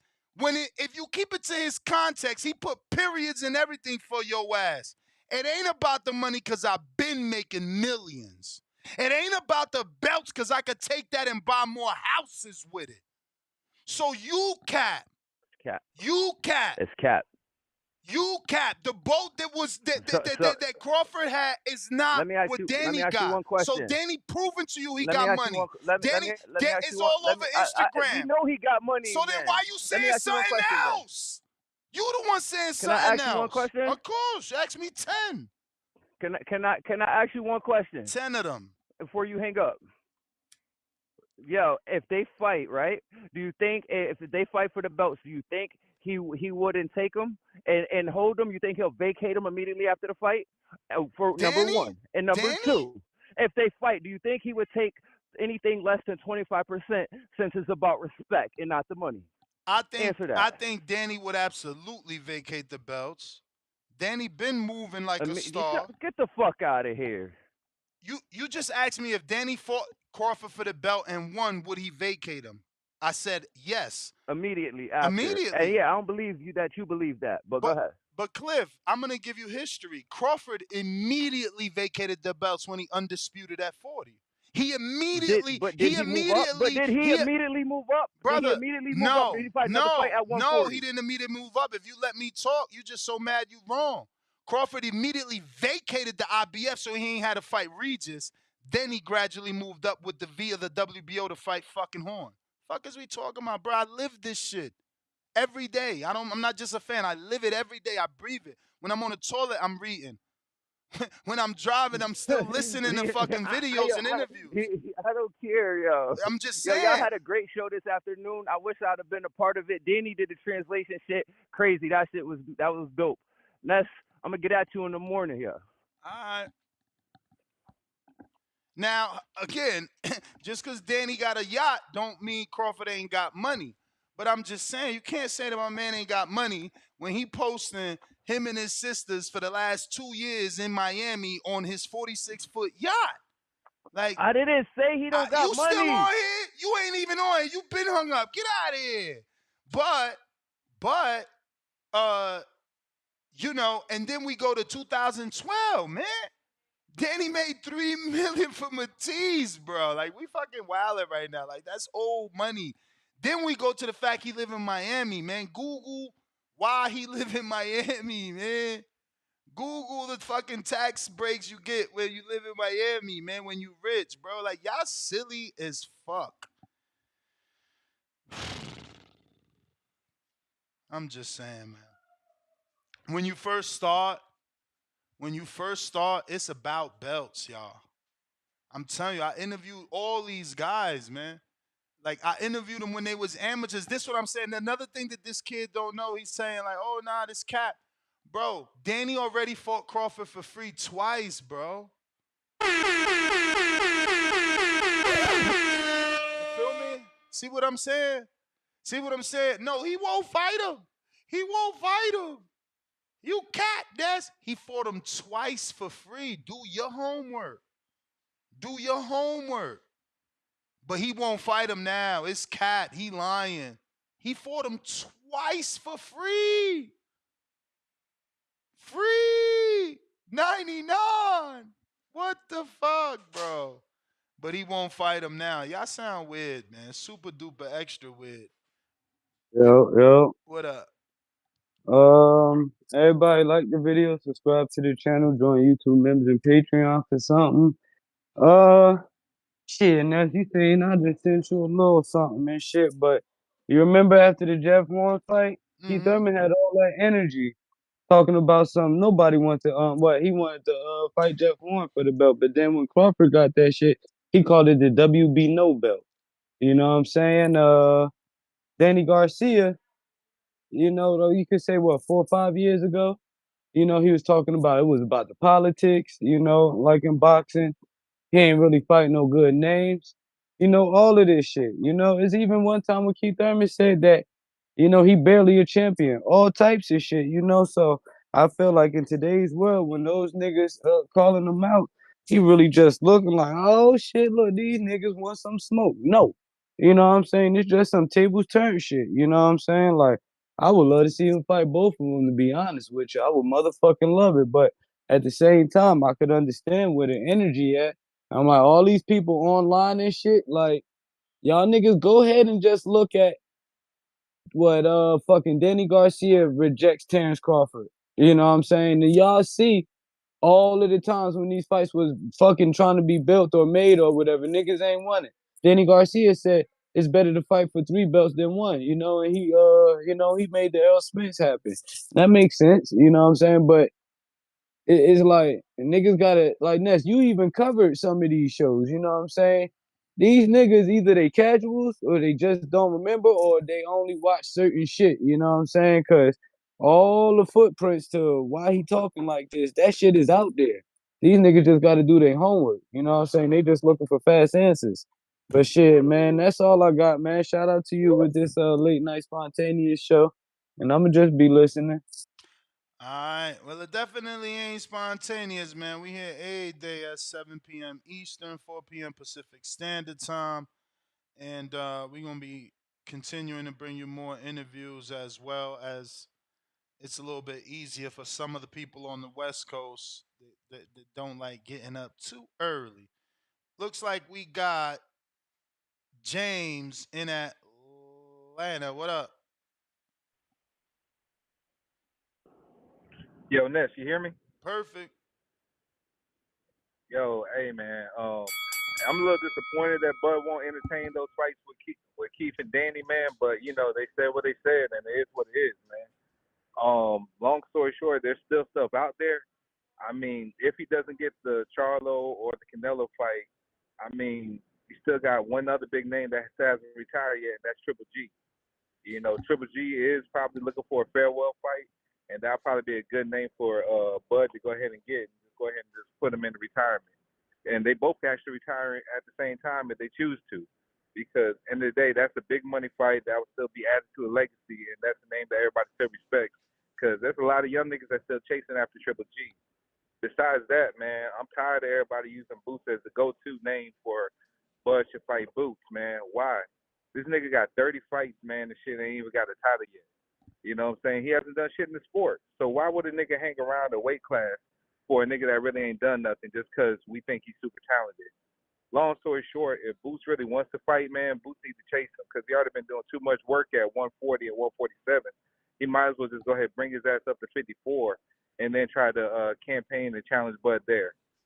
Besides that, Ness, man, hey, it's a good show. I'm loving the content as always, and I'll catch you on the next one. I'm out. All right, fam. Appreciate you. Let's see who we got up next. On S1. What up? Yo, that's what up, kid. Chilling. Yo, Blue Bloods just reported that Coach Calvin and Coach Kenny said they have no interest in fighting Frank Martin. Can you confirm this? Yeah, I actually seen some shit with I believe it was Mill City had Calvin on today where he said something similar. Yeah, but I mean, look, I mean, you know, that was just the internet running with the fact that Frank turned down the fight because he had a Tank fight. It's like, bro, show me on paper what Tank opponent made 1.2 or 1.3 million. Right, Cruz made 300,000 with the most being 600,000 to fight Tank. I mean, so we saying the same thing.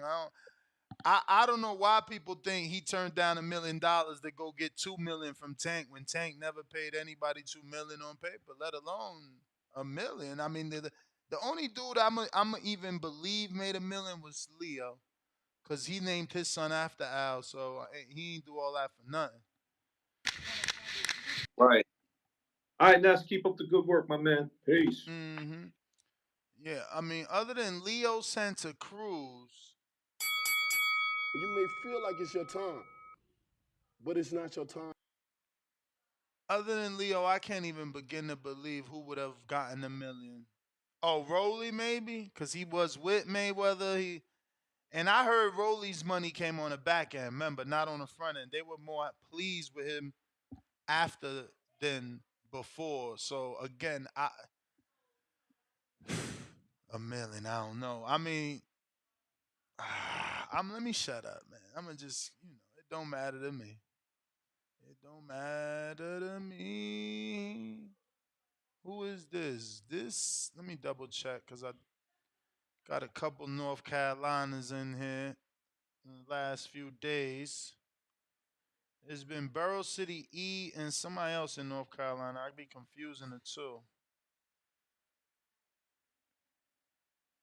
Oh, actually 3. It could be He's Great, which is not. Today it's Burrow City E. What up? Yo. What up? Yeah, man. Listen, man. I fully understand Crawford. He ain't wrong. Danny did duck him. Keith did treated him like he was a nobody. So he not wrong. But this nigga problem, man, he take everything so personal. Bud gotta understand, like, bro, like, you was just call it what it is. You was chasing that Pacquiao fight over at ESPN. Bob was giving you the runaround, not putting you in there. Yeah, I mean, when you could have beat the hell out Pacquiao, he even said himself, he was saying, you was chasing that fight when you could have went the IBF route and challenged Earl. You could have re-signed. You could have signed with PBC when you had the chance. You re-signed with ESPN, and you was already upset about the way they was treating you. Like, some of that shit fall on Crawford. Like, you know what I mean? He got to take some responsibility. Just a little bit. I ain't gonna say, yeah, I mean, they, Danny and Chief putting on some bitch ass shit, because they was. Yeah, I mean, they was. It ain't no other way to slice it, but Bud missing out on a chance to create the Bud era, man. Like, it's not going to be his era just with this one Spence fight and hoping he can get a Jamel Canelo fight and walk on to the sunset. Like, I'm not saying he need them, but he needs them for legacy just little nice little fine trimmings around his legacy. You see what I'm saying? Like, it's the reason they always put all that extra shit on your plate when you go to the restaurant. They want it to look good. They want everybody to get a special feeling when they look at it. You see what I'm saying? You need to go ahead and collect Danny and Keith Scout. Put them on your resume. You know what I mean? Stack them heads up. Then go get Chizoo. You know what I mean? Then go get the mail. And now you got to, not that his career don't look like that because he's 2 times undisputed, but now I'm saying, now he look like a well-polished, well-finished meal. You see what I'm saying? Like, I understand him, but I really feel like he's dropping the ball, man. I feel like you got to go get that. Go get them scouts, man. Go put them heads on the mantle and just, shape your career up a little bit more. Make it look a little bit more prettier, a little bit more special. That's my call. All right, Borough City E, appreciate you. Cliff in Connecticut, counter. Yo, did Danny and Crawford fight in the amateurs? Twice. For free. Did he fucking fight him after Spence took his other eye that Triple G took? You talking about Brooke? Who you talking about? All right, wrong dude. Never mind. I just seen Danny fight. I just seen Danny fight the older Benavidez like a year ago on free Showtime. Yeah. At 54. Right? At 54. My nigga, you're such a super fan that you want anything that is available. Crawford got every right to tell them niggas to curb and do what he want to do. I didn't say he didn't. And you need to stop. And you need to stop lying on me. I didn't say the nigga was broke, but nobody wants to fight for free. I ain't never used the word broke. So I ain't used the word broke. And you said, but your whole argument was Danny got money, and you like telling me how much money Cliff, and yachts and millions and Cliff, shit he you got. know I only took. I know he got money. But Cliff, what you need to know is I didn't say he didn't have money. I'm saying he's acting like he's willing to fight for respect. He's not trying to fight for respect at this stage of his career. Get the fuck out of here. That's cap. He's too old for that shit. He ain't fucking fighting for his what should Shakur Devin say? Legacy? He not fighting for no fucking legacy, and you know that. That nigga trying to get a nice little payday, another one. Why not? It's not for respect. It's not for legacy. It's not just because. Crawford big dog now, so he knocking on the tree. Man, come on, cut that shit out, nuts. It is what it is. I'm just saying, now that you finished, I just want you to understand that I only took the stance I took because the first words out your mouth is, Ness, he ain't talking like no boss. He cap. He trying to talk like he a boss. He ain't no boss. And I'm like, whoa, how? Like, how? Like, a boss to me is someone that is financially free. That's the only way you could be a boss. Most of them dudes around it, Keith is financially free. I don't know their financial situation, but I would assume the majority of the fighters on that level are financially free. I'm not, but you. And I'm some, putting it in, and some better than others, right? He's speaking to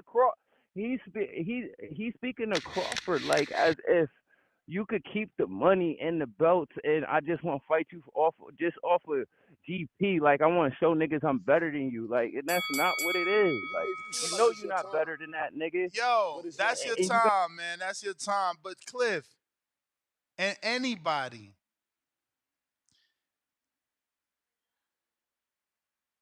why can't y'all see he on this side of the street now?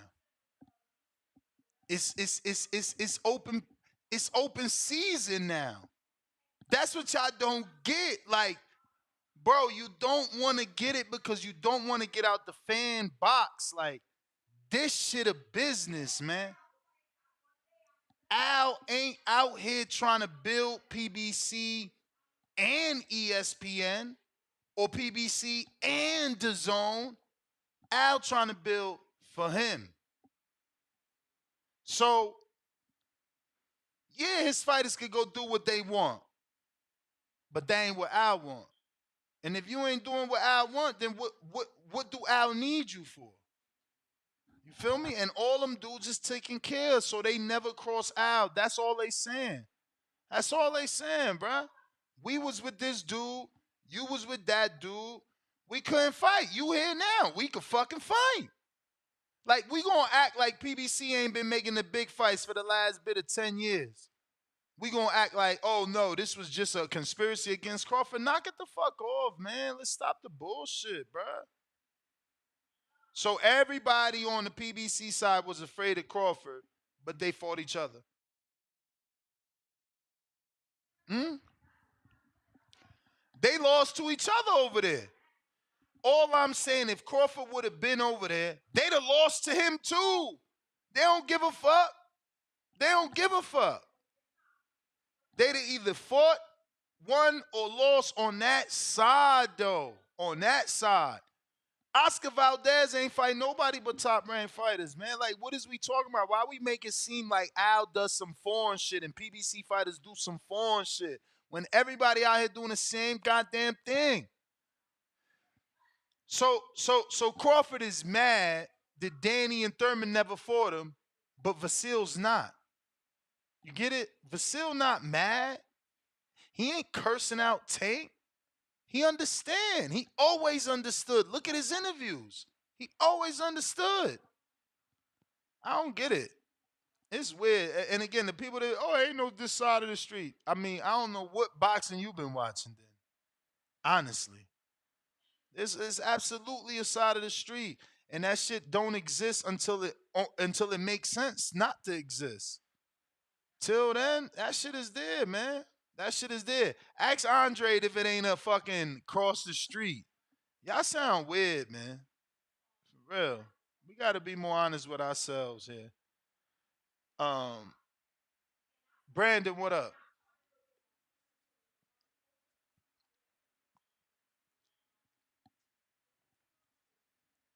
Brandon, if you guys are watching this on YouTube, the free thing, easy thing, simple thing to do is hit the thumbs up. Costs you nothing. You want to go an extra mile and call in. The number to call, 14255695241. Press 1. We also got Discord and Twitter. Brandon on Discord. All right. Keeping it moving to... Yo, Ness, can you hear me? Yep. Oh man, back to the Frank Martin situation. You said Coach Calvin said they not interested in fighting no Frankie. I heard something like that on Mill City today. He did like a I don't know, 8 to 10 minute interview, I believe, with Mill City. And Oh, I could have told you they that. talked Shit. specifically about the Frank and Shakur opportunity. And yeah, it certainly sounds like Frank is not next for Tank. I mean, Frank does not. He's not a part of the green print. I mean, are we surprised? We know what the PBC green print is for Tank, and But we Frank talking Martin about don't Crawford. fit You ain't the know that? description of no role with the green print. So I don't know why we even started that narrative. It was a duck, man. Let's just face it. It was a fucking duck. So these the same people that told Kid Chocolate to vacate his belt and paid. They do shit like this, you know. So they got years of shit like this. This ain't nothing new. They pay fighters to duck smoke. Brandon. History of it. Brandon. But Brandon. What up? Can we be honest and say that they pay to duck certain promoters, fighters? Yeah, they pay to duck certain promoters fighters when they know their fighter can't win.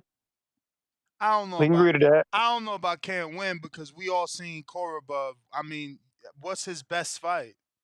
Jamal Charlo that he still lost? Hey man, duck is a duck. I mean, it's really not. It's just going to my earlier point to Treese. I mean, Cliff in Connecticut.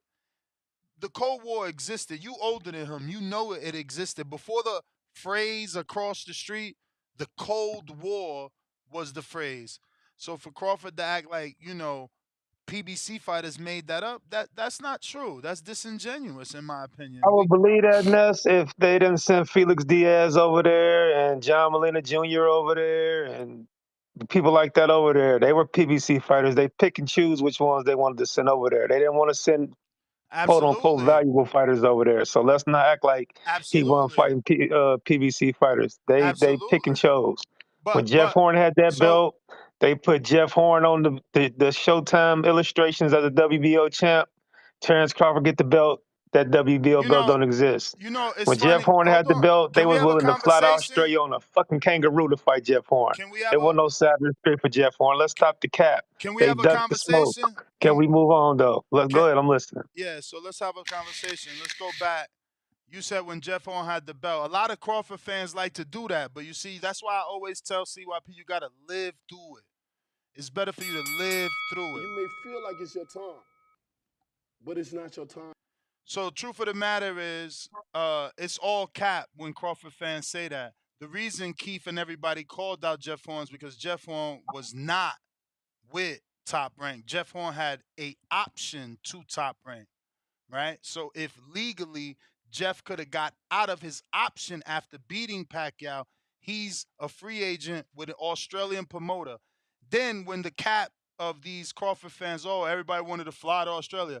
Didn't Pacquiao fly to Australia? So all of a sudden, Pacquiao, who was a superstar, that's the definition of a superstar, dude that does hundreds of thousands of pay-per-view buys every time out. So when Pacquiao goes to Australia, it's because I don't know, he's a superstar. But when the PBC fighters are willing to fly, there's no money in Australia. But there was money for Pacquiao to go, but there's no money for the Keefs to go. So let's be real. The same WBO belt that Crawford had is the one that Peter Quillen had to give up because Korobov was signed to Top Rank. It's always about doing business with Top Rank. Like, if you don't want to be honest, that's cool. But I didn't invent the phrase Cold War. It's Googleable. Writers like Kevin Ioli, Dan Rayfield, especially Steve Kim, Gabriel Montoya, they've written about the Cold War before the A Side of the Street began. So, you're lying.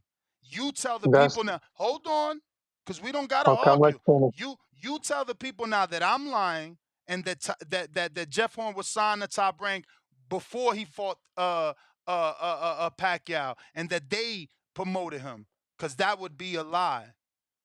So I don't see how you're saying that, they were all disingenuous and calling out Jeff because Jeff was fooled. No, Jeff was a free agent.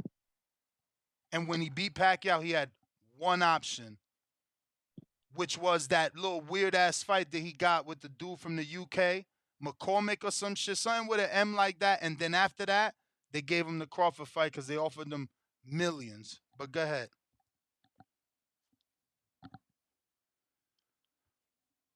like I said, as far as this Keith Thurman and Danny Garcia situation,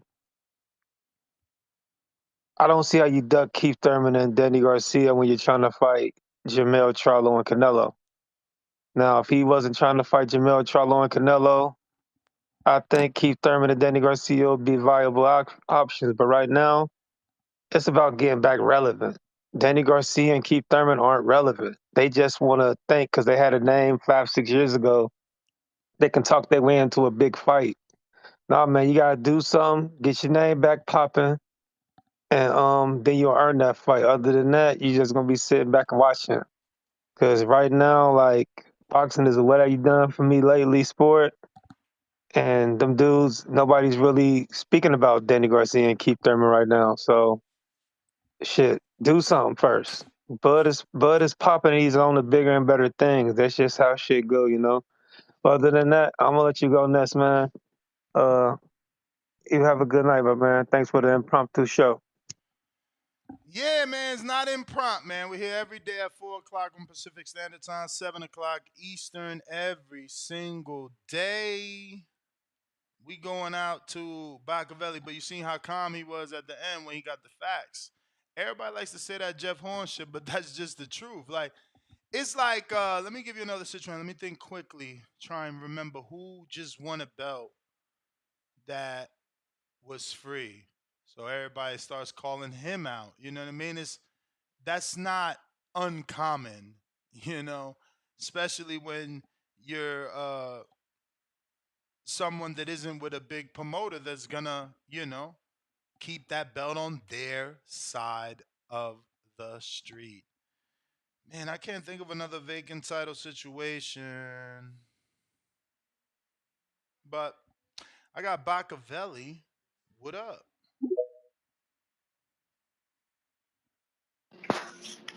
Yo, can you hear me? Yeah. Yo, what's good, bro? So look, here's my whole thing. It's not about the fact that, you know, the PBC fighters, quote unquote, duck Crawford. I can understand it's sides of the street, it's easier to do business in-house, so on and so forth. That's not the issue. The issue is how they went about it. Not only as the fighters themselves, but as an organization. When you create a graphic listing the current welterweight champions, and for some reason one champion is left off, one champion who's a part of who has a major belt is left off, what is that saying about the organization? What is the goal in that? That You're not just they don't want to promote you.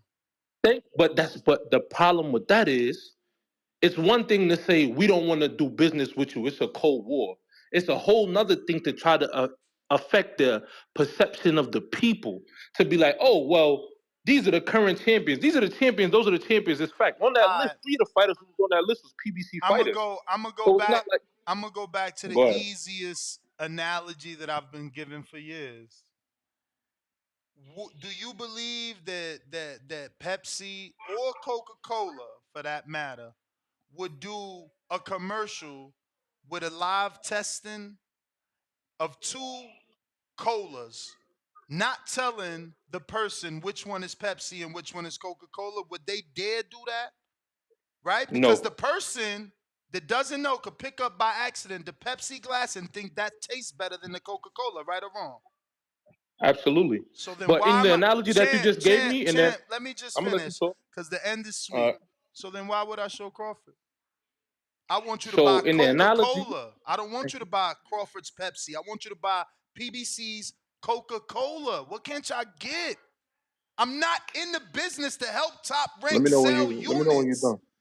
I don't get why that's hard for people to understand. Like we different record labels. You know what I'm saying? You got Jay-Z, I got Nas. We not on the same team. Like y'all want to make it a kumbaya thing. It ain't. We different. Can I talk now? Of course.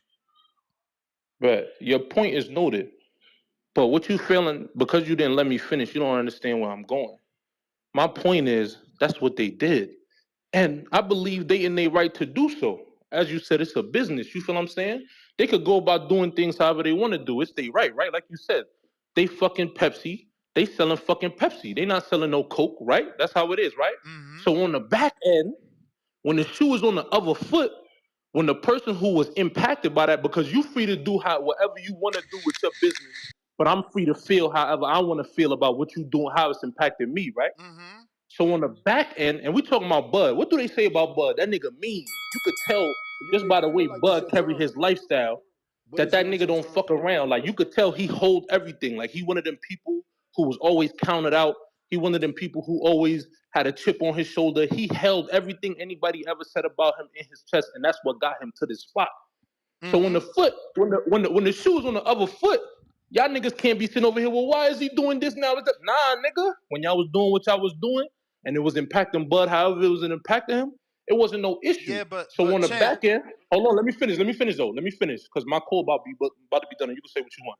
So on the back end, when Bud is on this side and he up.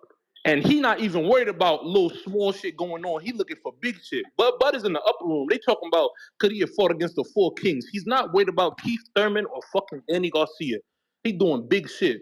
So when he on that side of the table and he hear them niggas behind him who's doing what they wanted to asking him for a handout, he gonna be like, nah, nigga, nah, I'm gonna do what I want to do. And everybody just gotta respect it. Same way it was respected before, respect it now.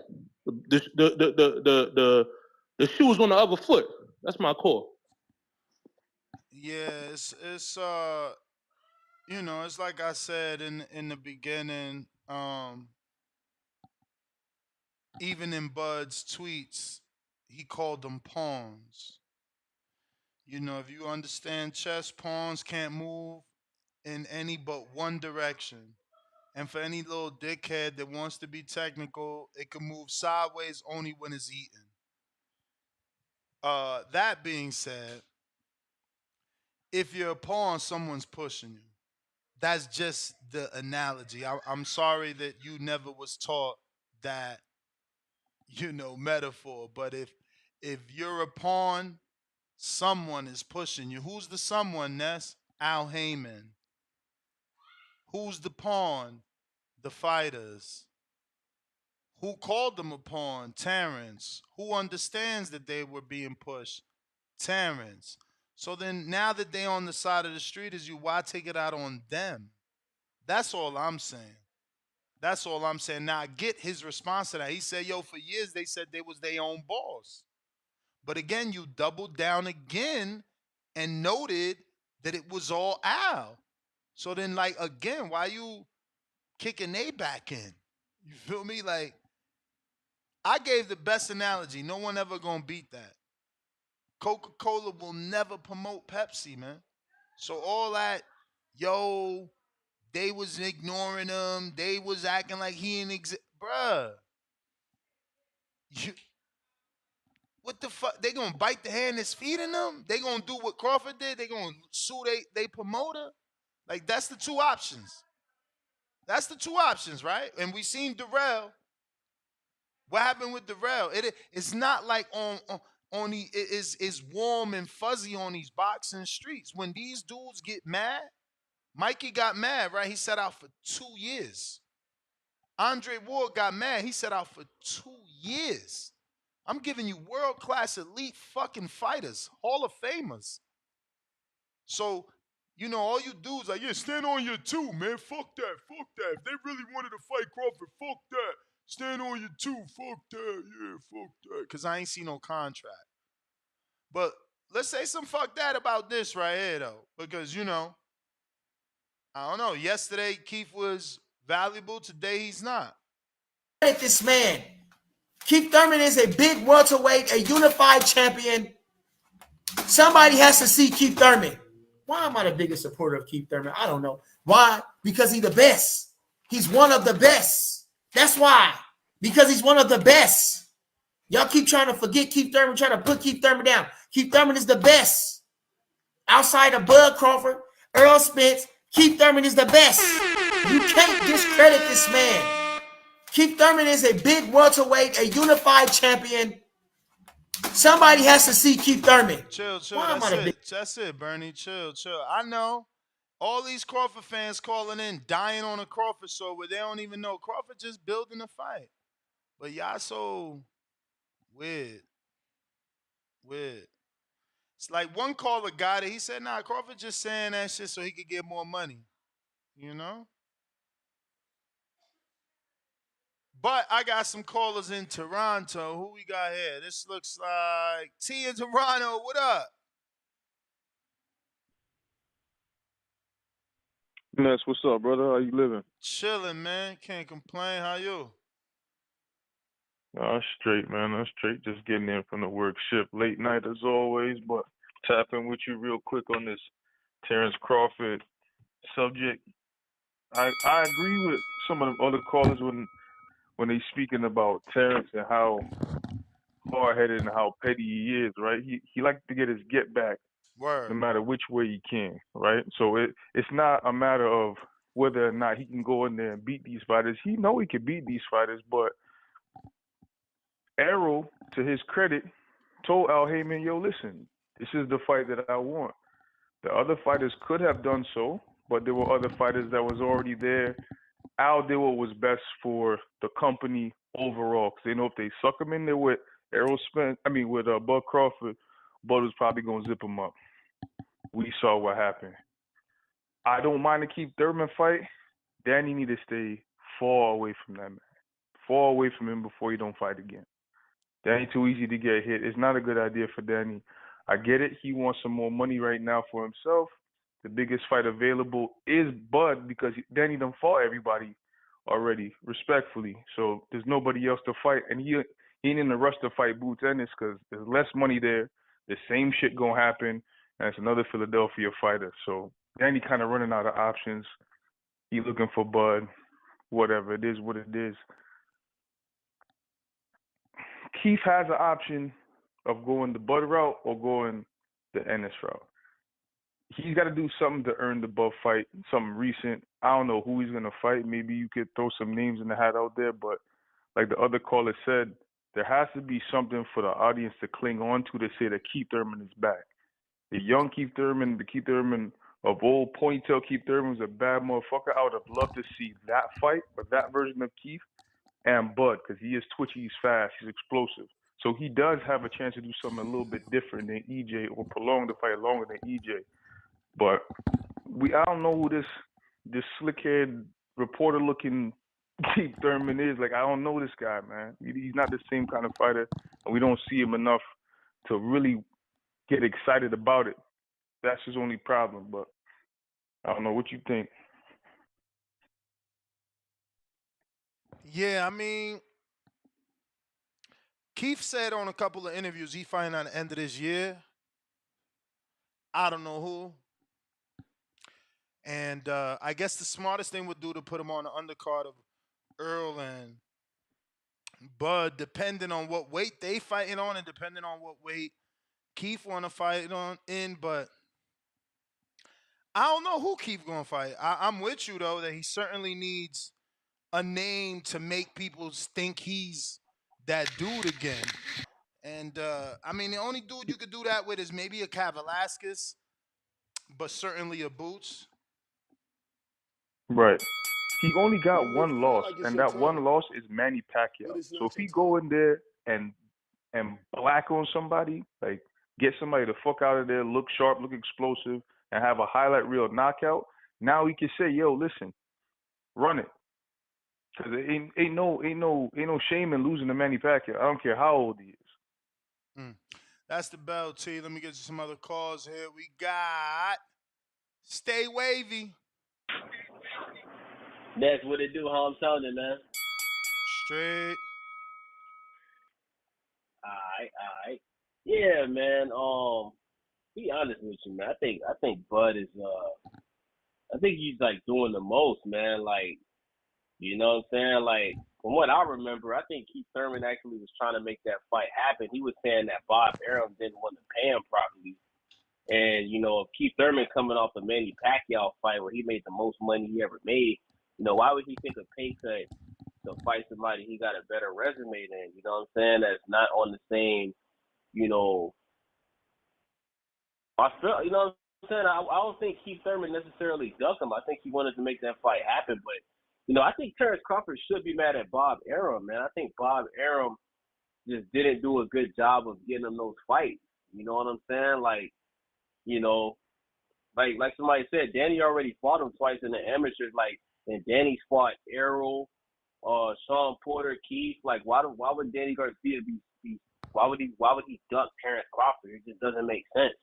You know what I'm saying? So I think Terence, I think he just needs to realize it's just like business at the end of the day. But it seemed like now that, you know, he's the top dog, he just like, you know, he's just acting like a female, bro. Like, you know what I'm saying? Like, I wouldn't want to see him fight Danny Garcia, but I would want to see him fight Keith Thurman.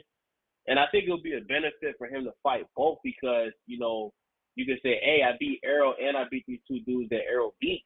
So it'll just make him look better at the end of the day if he did fight him, but to just shut it down just because you ain't get to fight when you was the top rank, I think that's stupid, bro. You know what I'm saying? Mm-hmm. I don't know, man. I just think Terrence, like, all this energy should be going towards Bob Arum, bro. That's my opinion, bro. It should be going towards Bob Arum.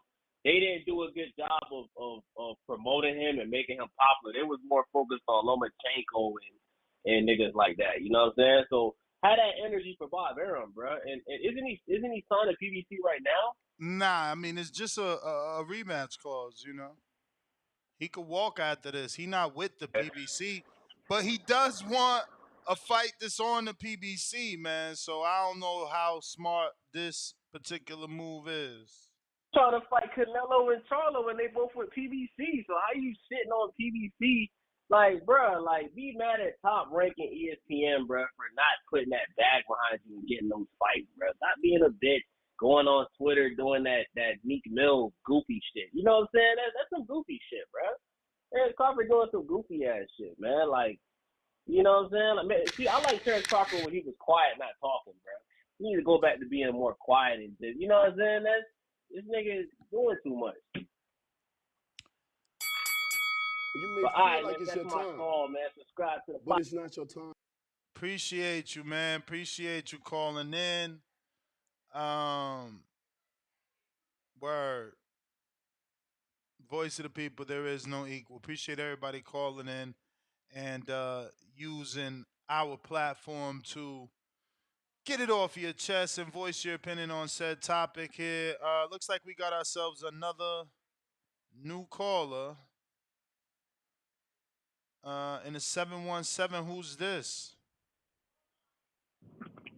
Hey, what's up, Nash? Calling out of PA.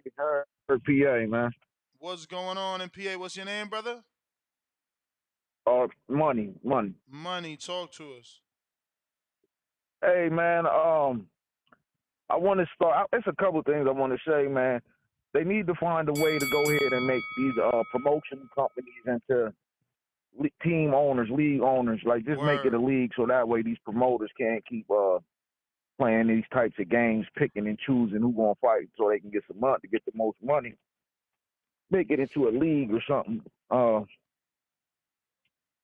Number two, I want to say, man, when I think about Terence Crawford and compare him to all these other different guys that moved up these different divisions, he don't get the same praise that they do. A lot of guys is getting a lot of praise, like, oh, well, this guy's a three division champion. This guy's like Manny Pacquiao, Floyd, for example. My man is a what, 3 division champion. So I like that right there. You can't say his resume ain't that when he's more than one division. A lot of these guys, Keith Thurman, a lot of them, especially at 147, guys are just the same division. They've been in the same division for the past 10 years and ain't moved up or nothing. You the champ, Buzz the champ. Go ahead and make him. If y'all gonna make him fight at 147, you gotta fight at 147. If you gonna vacate the belts and move up, then move up. But when he came to 147, Keith and Earl was his biggest haters. Like, not so much Danny, but Keith and Earl, very big haters. I don't like how they write Keith Thurman off, man. That's one loss. The Manny Pacquiao, that was a competitive fight where it was a split decision. Can't just write Keith Thurman off because of that one loss. But other than that, I think that's probably all I got for you. I wanted to say, like, Boots, like, come on, Boots got to fight some champions. But I think as far as welterweight, Keith Thurman next in line, man. Ain't nobody really beat him. Danny got a couple too many losses. You know what I'm saying? For real at the weight. So I like to give Bud his flowers because, I mean, you was in Nebraska, so you got to see it, man.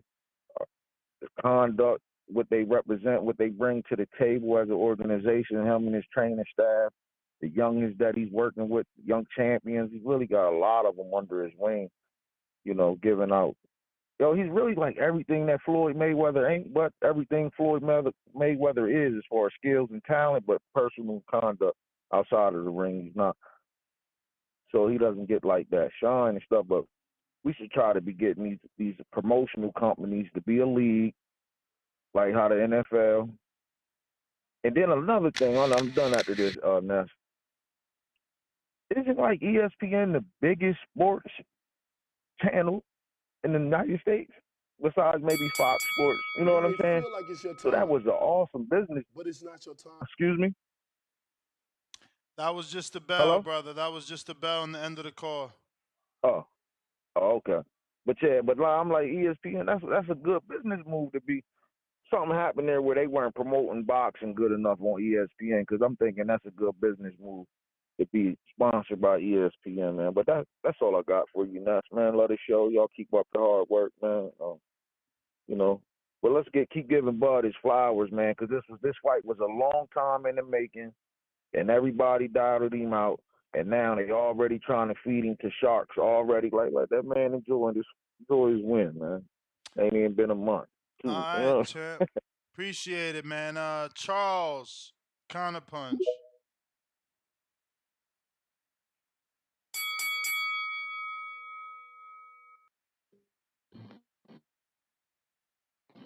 Ness. Charles. Hey, my bad, man. I'm sorry, dude. Thanks for taking my counter punch. I left and came back. Ness, I kind of feel you what you saying. You know, earlier I called in and said that, you know, Bud kind of looked at Earl as being the representative for PBC. And I kind of, as I went back and thought about it, Ness, I'm like, yeah, you kind of right, man. They are, you know, Keith and them are pawns, but it's kind of like Bud is saying fuck Al Heyman, but I can't say that because I need Al if I do have these last two fights. You know what I'm saying? It's kind of like a sneak punch, but it's like I'm saying something, and I kind of feel him, Ness, but at the same time, I do understand what you're saying in terms of you might need this man to make these other fights. And you're right. Keith and them are not, they ain't got nothing to do with it, but it's kind of like, I can't say shit. I can't say, I want to come at your boss, but I can't because I kind of need him. So I'm going to use y'all niggas to kind of get at him. You know what I'm saying? But I kind of understand. I still understand this because at the end of the day, like I said, you know, he probably felt like, and I also understand what that caller said before this past caller, like, yeah, he do kind of need to be mad at Top Rank, but it's kind of like, you know what I'm saying? I beat y'all best dude. Fuck y'all niggas. You know what I'm saying? In particular, fuck Al Heyman because, you know what I'm saying? Y'all was talking all this crazy shit about I ain't had his resume and all that, and I beat your man. But I get what you're saying, Ness. I had to counterpunch because I do kind of understand business-wise, he do have to be careful because all the big fights left for him is on PBC. And also, Ness, I don't what's the hate about? You broke up there, champ.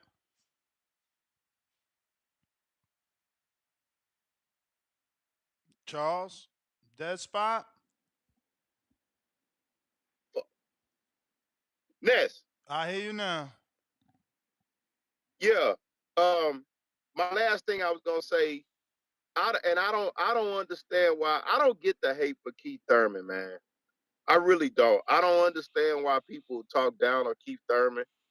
Um, he only lost to Pacquiao and he should have beat Pacquiao. He really should have beat Pacquiao. But what a lot of people don't realize about Keith Thurman, and some people ain't gonna like this, man, but Floyd, when Keith was the man in the division coming up, Floyd didn't want to fight Keith. And a lot of people forget that, man. You may feel like it's your time, But I but hang it's up, not Ness. your time. Appreciate it. Appreciate you, Charles. Thank you for calling back in. Zordo, what up? What's going on, bro? Chilling. Man, out of those two, with Keith Thurman and Danny Garcia, there's no hype behind it if he pulls it because Crawford is not really a guy that's gonna get the world excited to watch the fight. I think the fight with him and Keith will be good. If Danny got in there, he'd get hurt bad. I don't know if he should be just going in on everybody right now. I think every time everybody gets the belts or they get the full, like everything, it changes them quick. Like how when Smeagol was fighting for the ring on Lord of the Rings, they just change up real quick when they get in possession of these belts and then just pull something out of them. He should fight Keith. I agree, man. He should fight Keith. Get and have a good fight with Keith. Keith's gonna talk. Keith will get it kind of popping for him. And if Charlo's there to fight, he should fight him, or he can fight Canelo. But if he can't get either one of them due to whatever happens after that fight, he can go to 154 like he said and get the Zoo fight. I mean, just start. If you want to be the belt collector, collect the belts in, because those belts at 154 eventually gonna get broken up. And if Danny is still there, he may end up with a shot at one of those belts. So because PBC is right there, so you can beat Danny for one of those belts at 154, get all these names on your resume, and make a little money, fight some big fights next year, next 2 years or something like that, and work and go into the sunset if that's what you want to do. But I don't know. I saw some of the tweets, but I wasn't really reading them. But I don't really think that. I think that's kind of like you bigger than that now. You don't have to do that no more. It ain't like they keeping the belts away from you or they keeping anything away from you.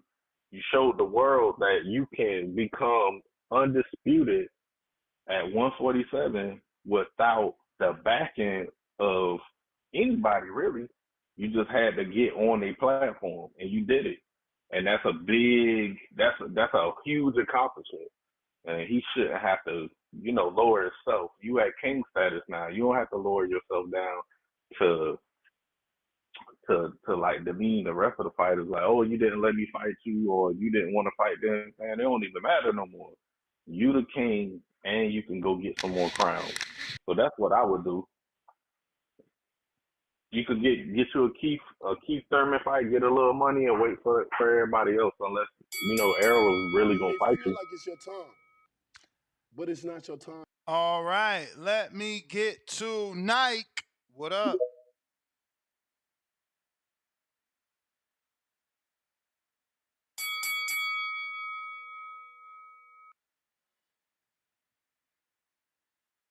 Nike, go ahead and unmute. If you're watching this on YouTube, smash that thumbs up.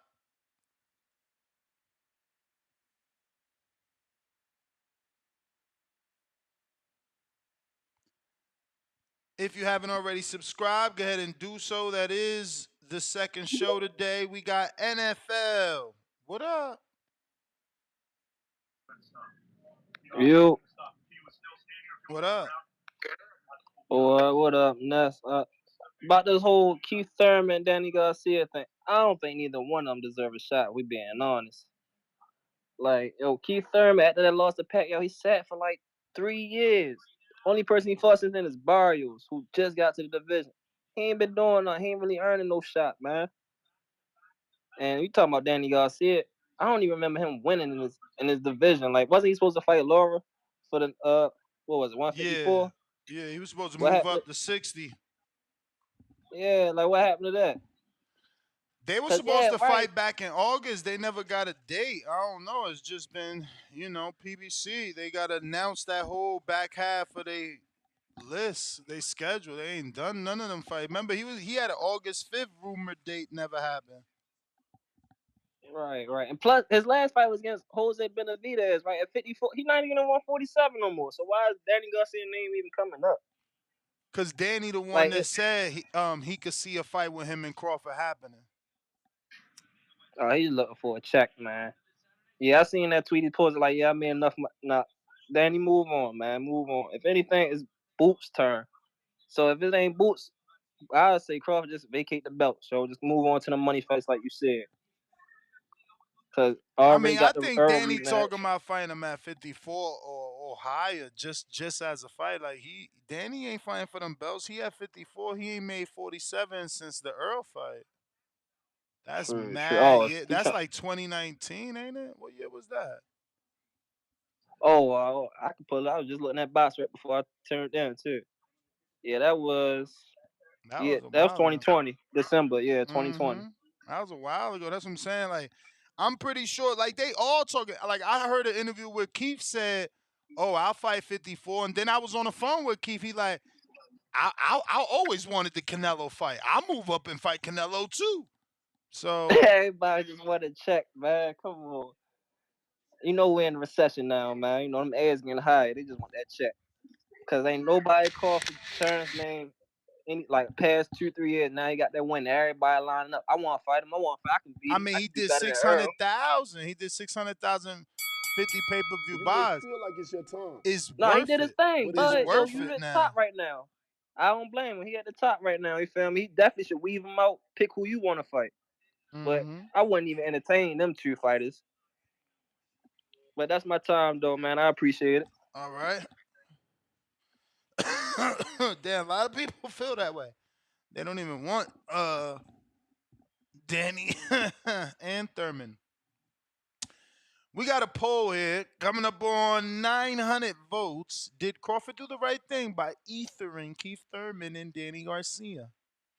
47% of the 900 votes say they ducked for years. Why fight them?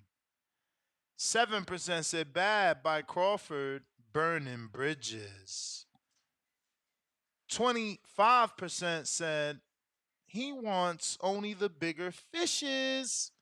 And then we got 20% that says Crawford feeling himself. We going to Jay Swift and Dykeman. All right, then.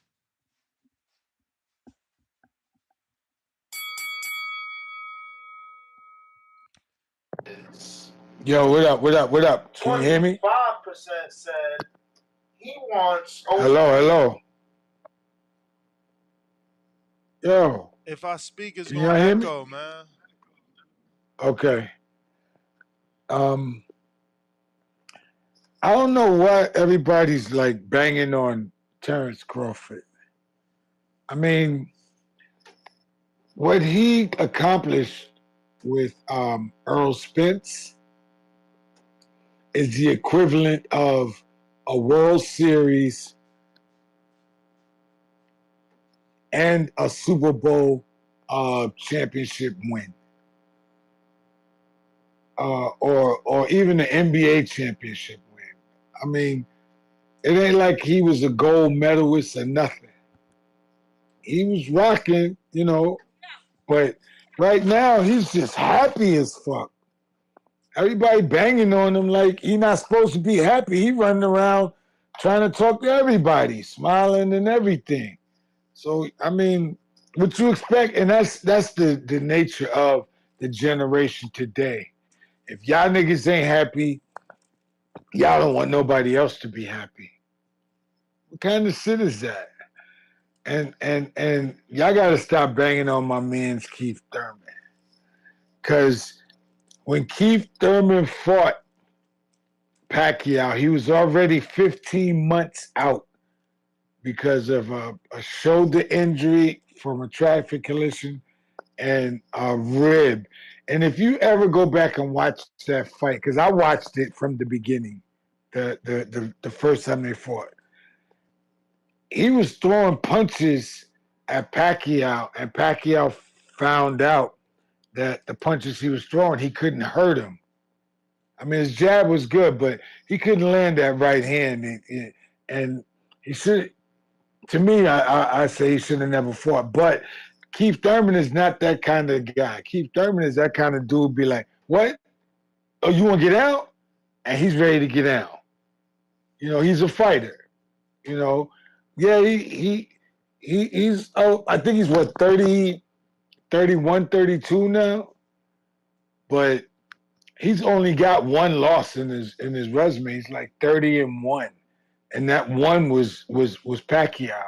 Anybody could lose to Pacquiao except for Floyd Mayweather. And So Ugas. that's it was, and Ugas. But at the end of the day, I'm just saying, y'all give these boys some slack, man. I mean, I don't even know what to You may say to feel you like it's your guys. time, but it's not your time. Word, man. Cut up some slack, bro. Night, man. What up?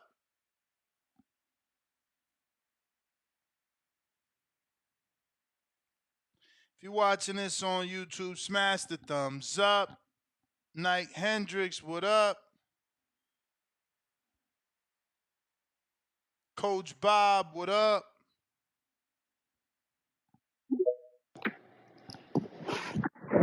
Hey man, shouts out. boxing voice. Shouts out to you, Ness. Tables turn. Oh man, I don't. Oh, I think Keith should get a fight before he try to go out to Crawford. At least to get himself back to get back in there, get back on this game. But I don't know if it's gonna be Garcia though. Didn't he already fight Danny? Yeah, this is more about Crawford saying he'll never fight Keith and Danny. He spazzed on him on Twitter. Oh damn. Damn. I mean, I can't be mad at him because it's like shit. I think when they wasn't Crawford and Garcia at 140 at the same time at once? Nah. They was just at Nah. 47 at the same time. Oh, okay. Well, yeah, I don't see. I don't think Garcia ever went the WBO route either. So Nah. I don't see why. That's what I'm I saying. You mean, don't see no PBC fighters barely go after the WBO. It's a case by case, very slim case by case situation where they don't have a lot of yeah, former WBO or current WBO champions. Stephen Fulton, Peter Quillen, Tim Zoo, Jamel Charlo. yeah, because a lot of the PBC fighters go out to WBC and WBA. Mm-hmm. So that's why They I deal don't with the get other that. ones. They deal with all three except the WBO. It's very rare where they fight for a WBO. And that's crazy because what's his name wanted to be undisputed Earl, and that was the last belt he needed, even though he lost that fight. But I don't see how they should have been dealing with the WBO. So then they could have been getting them fights if they didn't get WBA, WBC, or IBF fights. They got the WBO they can get fights with. But Well, that's how Porter got the fight with Crawford because he became the WBO mandatory. yeah, because Porter went the WBO route to try to get 2-time champ. So 3-time. He already 2-time. oh, 3-time? Yeah, he got the IBF welterweight title and the WBC welterweight title. Oh, that's what's up. Oh, I ain't know that. Yeah, that's what's up right there, then. Yeah, he beat undefeated Devin Alexander. Or should I say, maybe it was undefeated Devin or Devin off of one loss to Bradley, but nonetheless, Devin was a 2-time champion because he lost to Bradley, became champ again, then lost to Porter, and then Porter lost to Brooke and became champ again by beating Danny for the WBC vacant. Oh, okay. Well, Porter got a good career then. I ain't know Porter had a nice career like that. Oh yeah. He got good names too on his resume. He beat Broner, he beat Paulie Malignaggi, he beat Devin Alexander. He beat Danny Garcia. Shit. He got So a some lot of his names. big fights he won. A lot of his big fights. Yeah, he just lost the Earl fight, the Porter fight, and the Brooke fight. Oh well, yeah, that's good then. But yeah, man, I don't see why Thurman and Garcia should trip over if they never tried to go the WBO route anyway. So they shouldn't even trip on that. They should worry about. Well, Keith at 154 now, right? Nah, not officially. Danny, I know Danny is. Yeah. So Danny should just worry about the 154 belts and Keith. Shit, if Crawford don't drop him, hey man, try to become a Mando. That's the only thing. Shit. I mean, he still can't. He still ain't got to fight you, champ. I mean, all you got to do is, drop the belt. Yeah, drop the belt. Yeah. I mean, but at least that'll have. I mean, even though people know Crawford wouldn't be ducking, but at least Keith can You may feel like it's your try to be time, like, at least he tried. but it's not your time. All right. We got. Let's see here.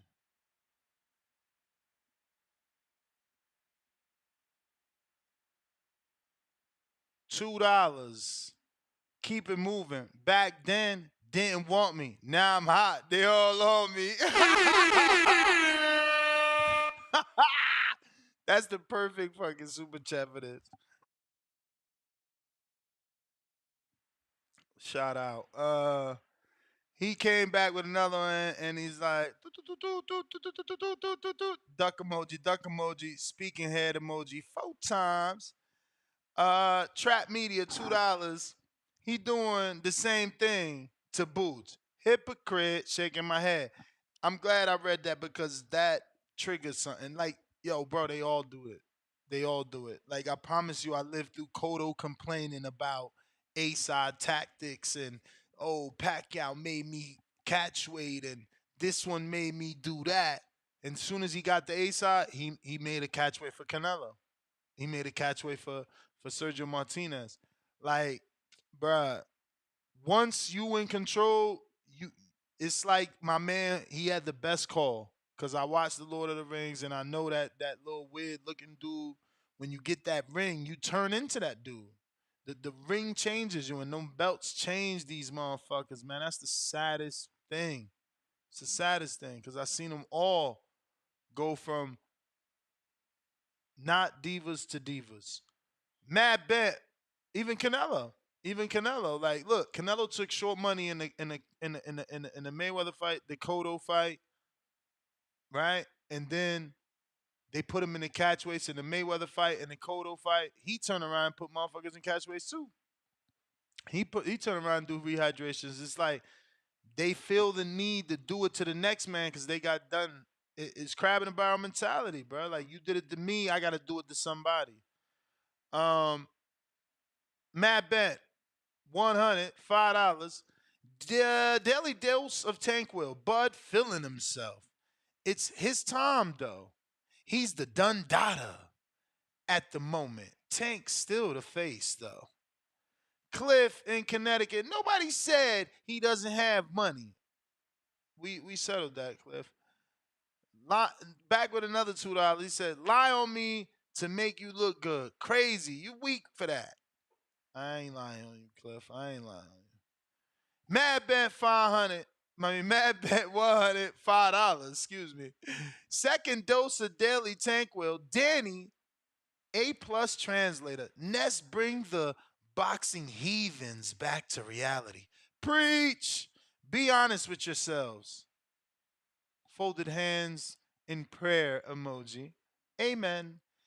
Here for the boxing, $2. God sent Bud to destroy the PBC. It's happening. Bobby Shaw with the fat $10. Did I say here boxing? I meant $2 for here boxing, but $10 for Bobby Shaw. He said Bud will retire Keith with that Bart Simpson.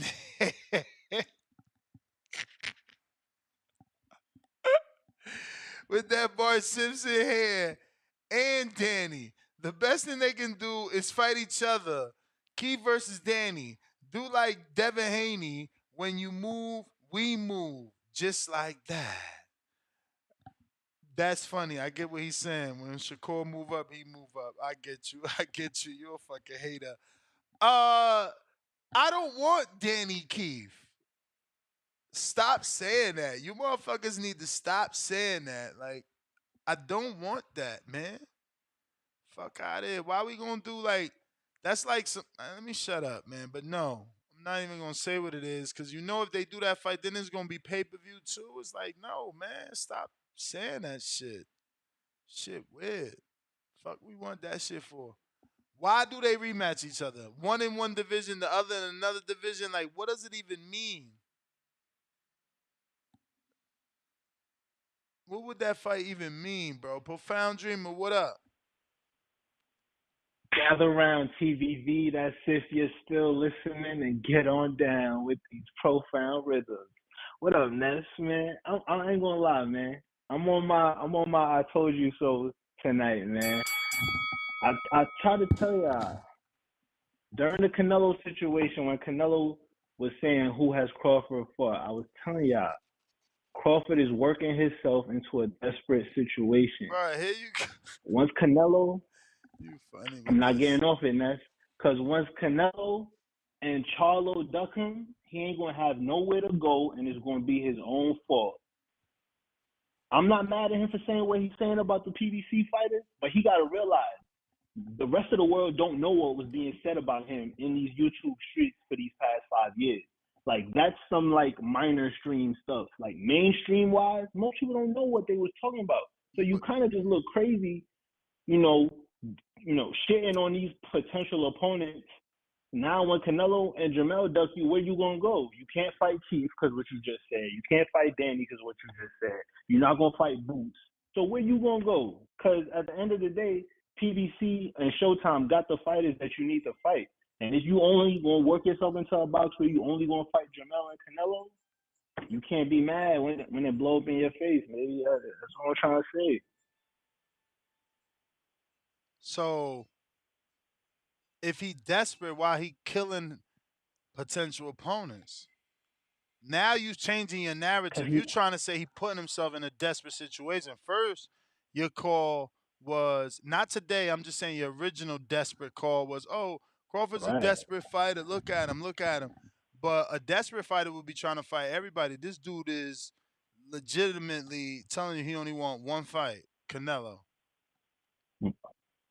Right, but like I said, answer my question. Where's he gonna go? If Canelo and Jamel duck him, where's he gonna go now? Retirement. He told you he only got 2 fights. Earl, he activated his rematch. That's one. Winner of Canelo Charlo. You duck, I'm out. Ward left.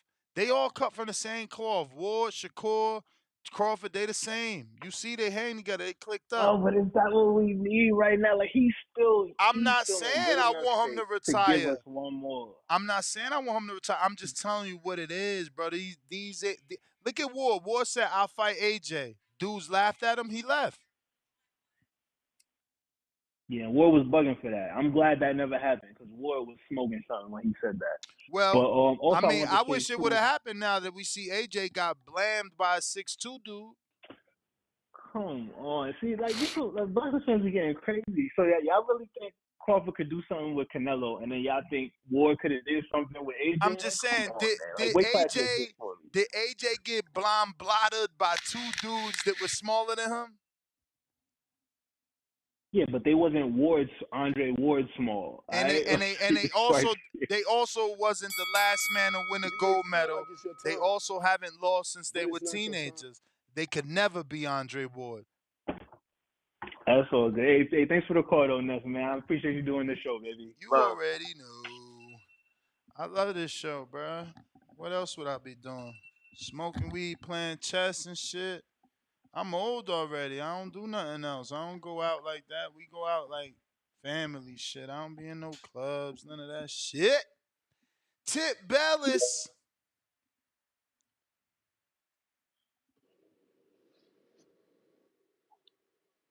Yo, if we would have still been doing intros, you needed that first part, like, and what they want, tip, right? Then have your own beat to that.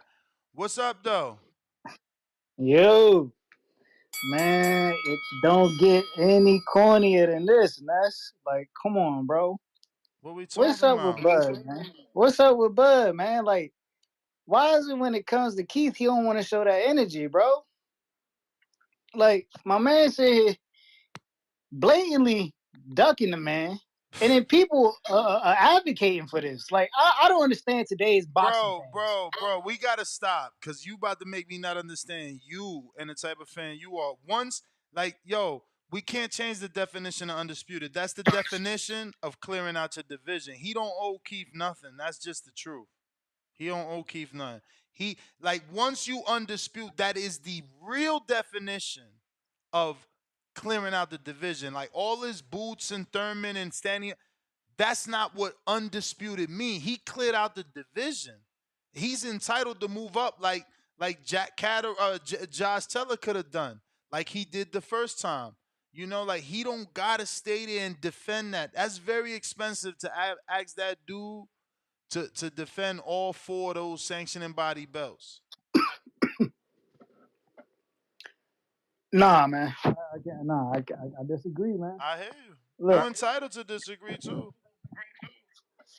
look, it's like this. He talking about where's the quote? Let me find the quote right quick. He talking about now the tables are turned, you know what I'm saying? And now that I'm the top dog, y'all not gonna get y'all shot. Like, bro, was it not an instance where Thurman got a term sheet, but he asked for the term sheet in writing, and Top Rank didn't send it in writing? Did Keith Thurman not say that? I don't know, man. There was a lot of shit being said. Like Keith Keith said Keith what is he on record said. saying Keith and Bob Keith was is on on record saying that he got a term sheet. was on record saying that Keith wanted 10, right? Bomac was on record saying Keith wanted 10 million. So, you know, I don't want to believe Bob and Bomac. I don't want to believe that Keith is crazy enough to ask for $10 million to fight Crawford way back then. So I never believed I don't it. believe Keith. I don't believe Keith asked for 10 mil. But it was It's out the there. same way. But It's it the was same way out they there. say, right? But it was out there. It was out there. Same way you bringing up a rumor that was out there, that was out there equally.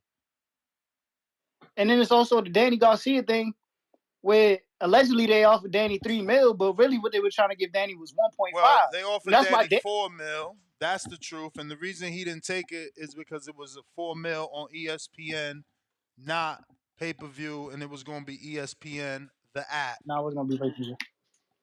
Is that what it was? Yep. It was a flat fee, too. Y'all just don't remember boxing, but it was a $4 million flat fee for Danny to cross the street and fight potentially on ESPN Plus only pay-per-view, like Crawford's other Jeff Horn pay-per-view, and just like his Terence Crawford versus Sean Porter ESPN Plus only pay-per-view. Remember that Crawford got mad himself at Bob, saying that his own family couldn't find out how to watch his pay-per-view because it was on the app.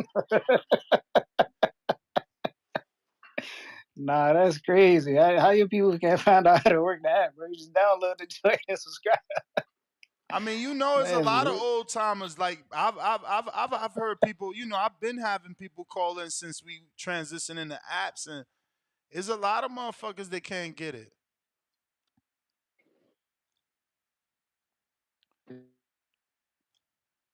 And we all know, man, we could be here and become super Bud fans, but we all know Bob wasn't playing fair before before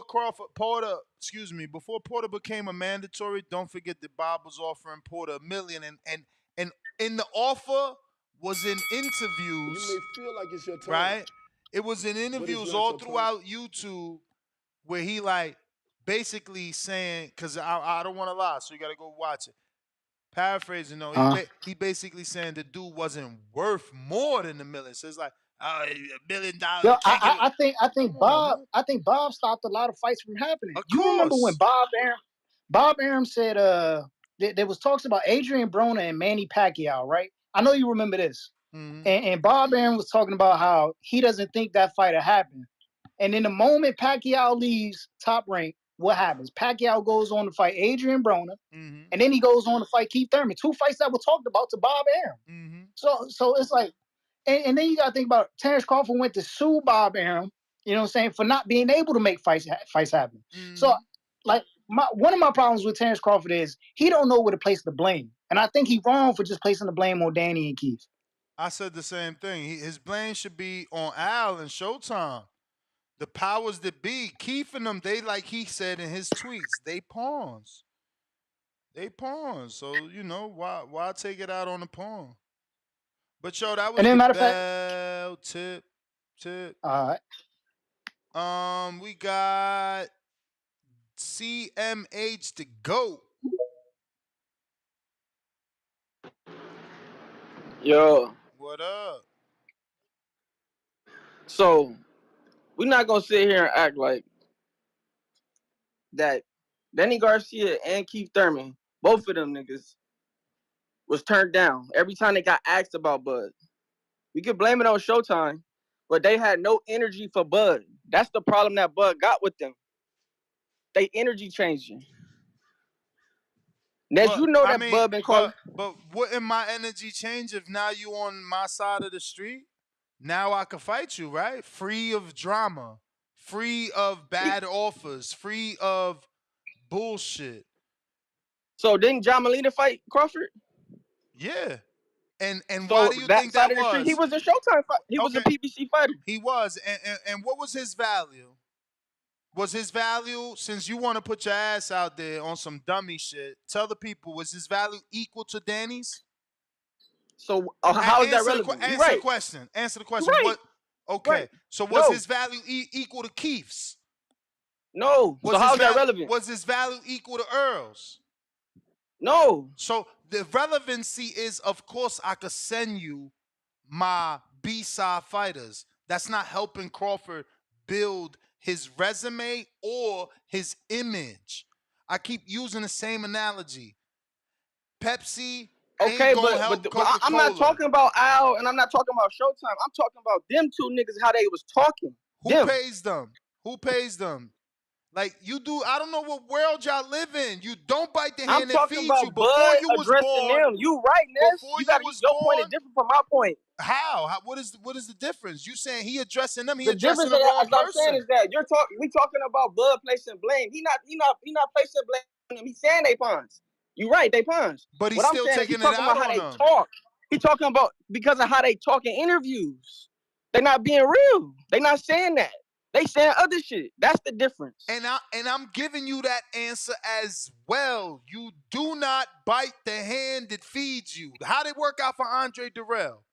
Or you ain't been. They ain't gotta bite their hand and feed them. How? They ain't gotta do that. Bruh. Just being real ain't biting the hand that feeds you. CMH. They That's can what still it is. say. Okay, CMH. Didn't you see? Let me see if Adrian Broner still got it there. You ain't see Adrian Broner last post? Adrian Broner showed you the face that Sam Watson. Adrian Broner got L's. L's, nigga, that don't matter. If them niggas is winning, it don't matter. You get what you want when you a winner. You're not listening. That's a fact. Okay. If Danny would have been winning all his fights, he could do whatever he want. That nigga took losses. That's why he became a pawn. And then Keith Thurman too, you dropped the ball. You the only nigga from your generation that got your hands on Pacquiao. So if that's the true, only person and dropped the ball, bro. If that's he ain't got no reason to talk. If that's true, why Bud didn't get him. Spence didn't get him. Danny didn't get him. Nobody got Pacquiao but this nigga. He talking about Bud, man. He's a goofy. Let's just be real. He ran from Kell Brook in his prime. He didn't want to go fight Kell Brook. He ran from the rematch with Sean Porter. Keith is a goofball. Let's just be honest, bro. A goofball. He don't got no business be talking. A goofball because he did everything that all your favorite fighters did first? Who? Ain't none of my favorite fighters did that. My favorite fighter, Andre Ward. He ain't never ducked no smoke. He caught out everybody and fought everybody. I don't know about all that. So he ducked somebody? I mean, he ain't necessarily ducked, but we ain't get the Triple G fight we wanted. He tried to fight Triple G at 164. They didn't want to fight. That's I mean, Earl tried to fight Bud. And he got Pacquiao tried to fight. Pacquiao tried to fight Mayweather. Those fights take time. Like, don't tell me Ward tried to fight Golovkin when I lived through that. That shit was like fucking 6 months of negotiations. Bro, did you not see that? To not argue, manager came out and said we didn't want. Listen to me. They came out and said it already. This is a fact. To not argue. What are you talking about? To not argue, I would say I'll give him 2 years. Like, you still ain't get it done. What do it matter if his manager said whatever he said? It's about they getting didn't want to go that route. They wanted the Canelo. Why would they go fight Ward for no money when they could go fight Canelo? That's why they left Ward alone. That's why Ward left. He seen the signs. That's why he went to Kovalev. And that's the problem. That's the problem. When Ward became the A side, he didn't revisit the Triple G fight, did he?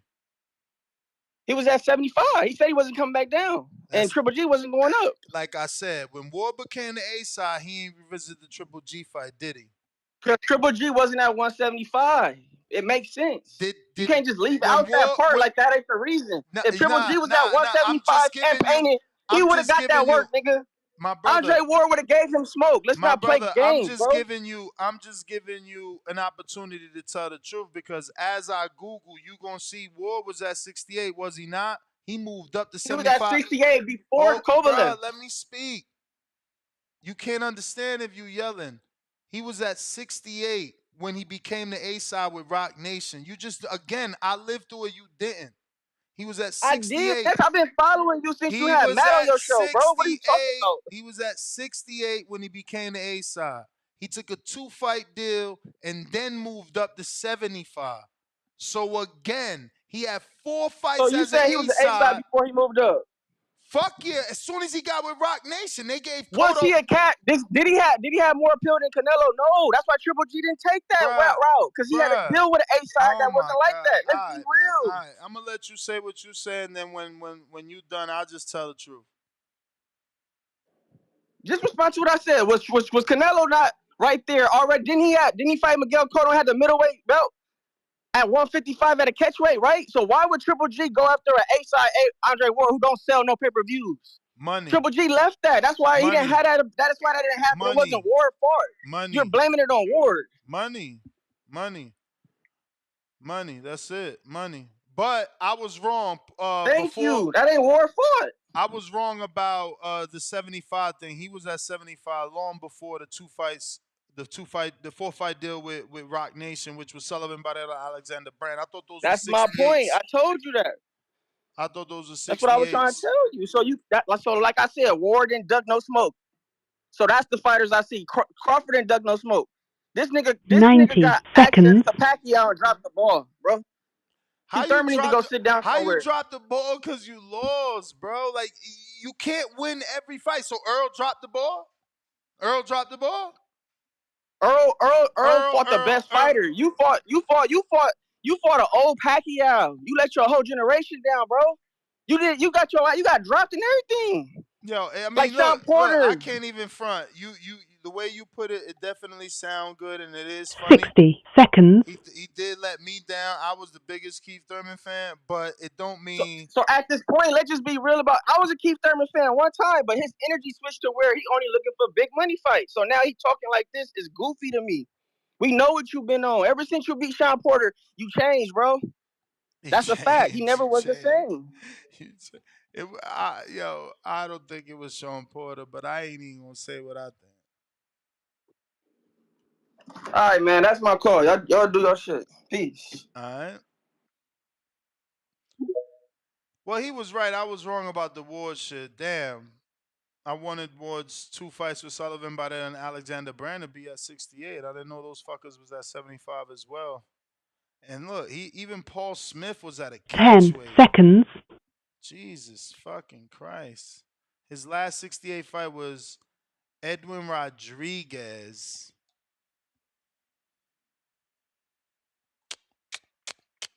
We did want that fight, but yeah, it's hard to say. I don't know, man. Money makes these fights happen. That's just the bottom line, man. Somebody don't want to fight, you got to offer them more money. That's just it. That's always it.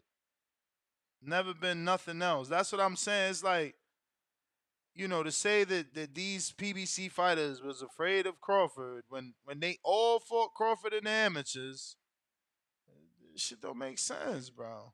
It's just we were different entities who's backing us financially. They've taken us out of multiple inner cities. Like, how are we just gonna turn our backs? Like, I don't get it. That's what y'all want just because of competitive nature, or I don't know. But bro, you have to have interviewed these guys. Al has been different. Boxing has changed since Al. We just have to be realistic. Like, before Al, managers were grimy, promoters were grimy. Al helped a lot of African American and Latino fighters become stars versus just B-sides, and it's just the truth. He raised the pay grade, and if people don't want to believe it, that's because you didn't live through it, man. It's just the simplest truth, bro. But he's not all good, evidently, because he wants to do what's right for his business. So making the best fights for us isn't that, man. It's what's best for his business and his network. he's got a loyalty to Showtime. Showtime gives him, I think the last thing that was reported was like 68 million a year. You know what I'm saying? Like, you think he give a fuck what y'all talking about? He need that money year after year to pay those 200 fighters. It just is what it is, fellas. Nobody's in the business of building someone else's business. Rob, what up? Yo, what's going on, Ness? Chilling. Yo, I hear what you're saying. About our PBC and all that, and it's true.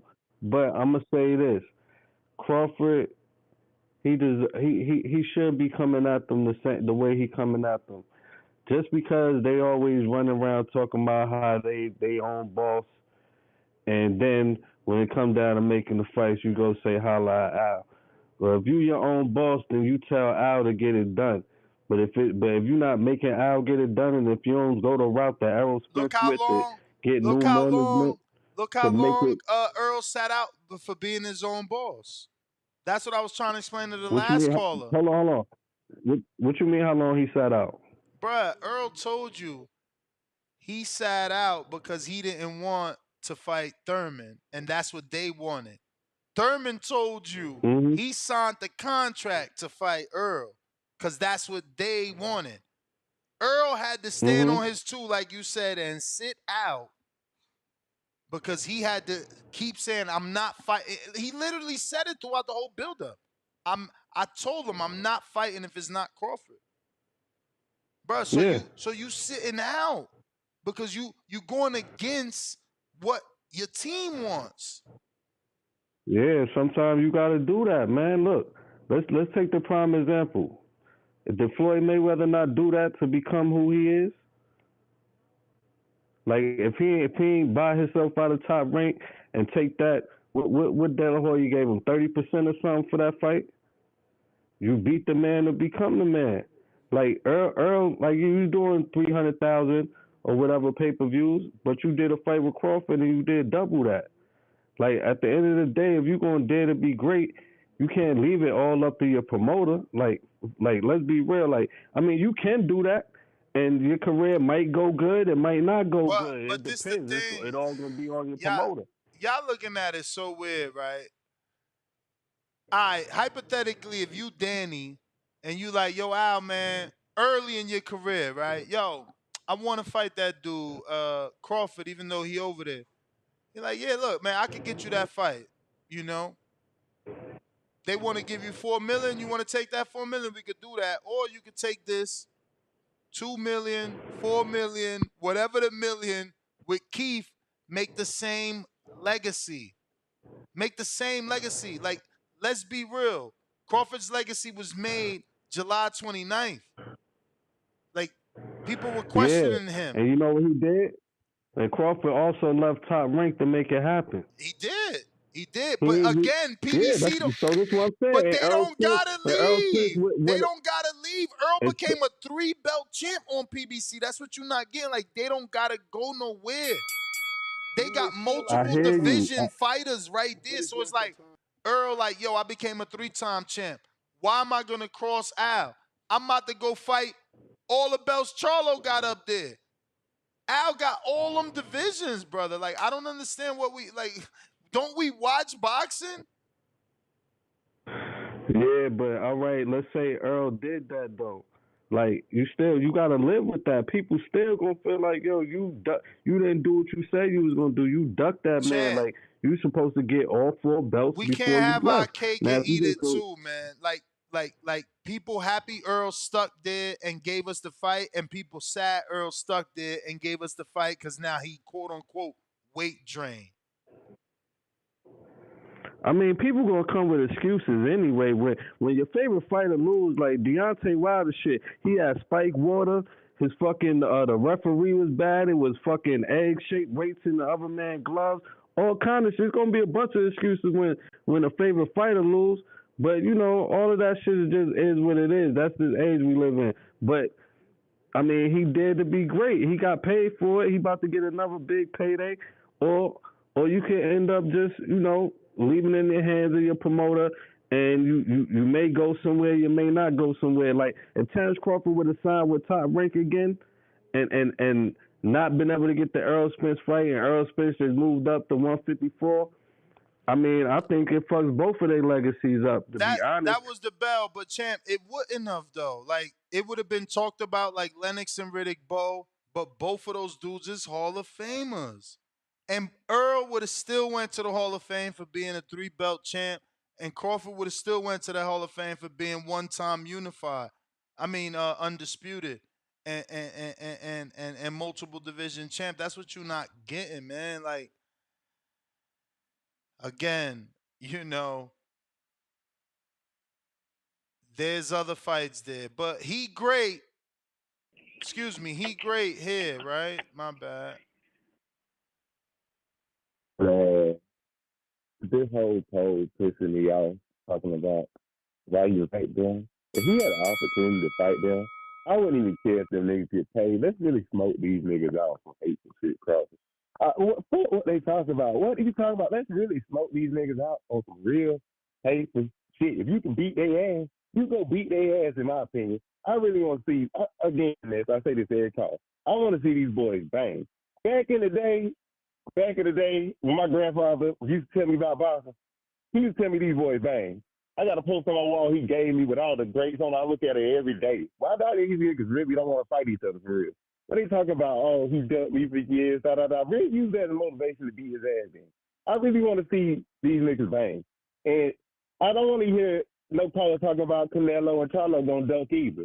I don't even want to put that energy in the air. That really pisses me off too. I want to put positive energy in the air for all these boys to get these fights going. And I really want to get Keith Crawford go against Canelo too. I really want to see that. Or Charlo. So I don't even put the energy in the air. I don't even put the energy in the air. But that's all I want to say. That's all I want to say. Real talk. All right, all right, all right. So looks like we got a new caller in Utah. Who's this? Hey, what's up? It's Glenn Runner, champion. What's your name? Champion. What's up? What's up? Oh, champion. What's up? Talk to us. Yeah, I just wanted to get your opinion to see if Bud Crawford, if he fights Keith Thurman and Garcia and he wins both of them, where do you think he should go next? I mean, we're literally discussing that he said he would never fight him, but if he fights both of them, where does he go next? It depends what division you're saying those fights take place at.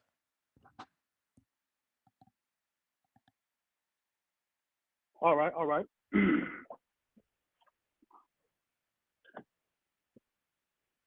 So what division you think? But yeah,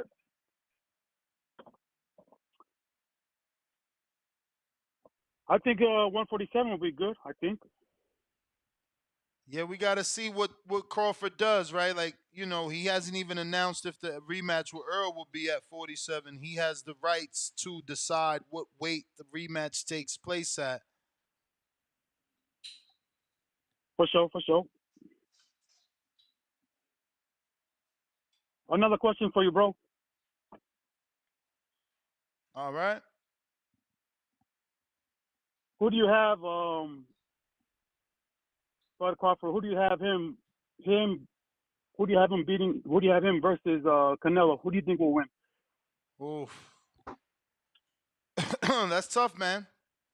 Canelo got to be the favorite, but Canelo is going to have over 500 rounds boxed by the time he fights Bud.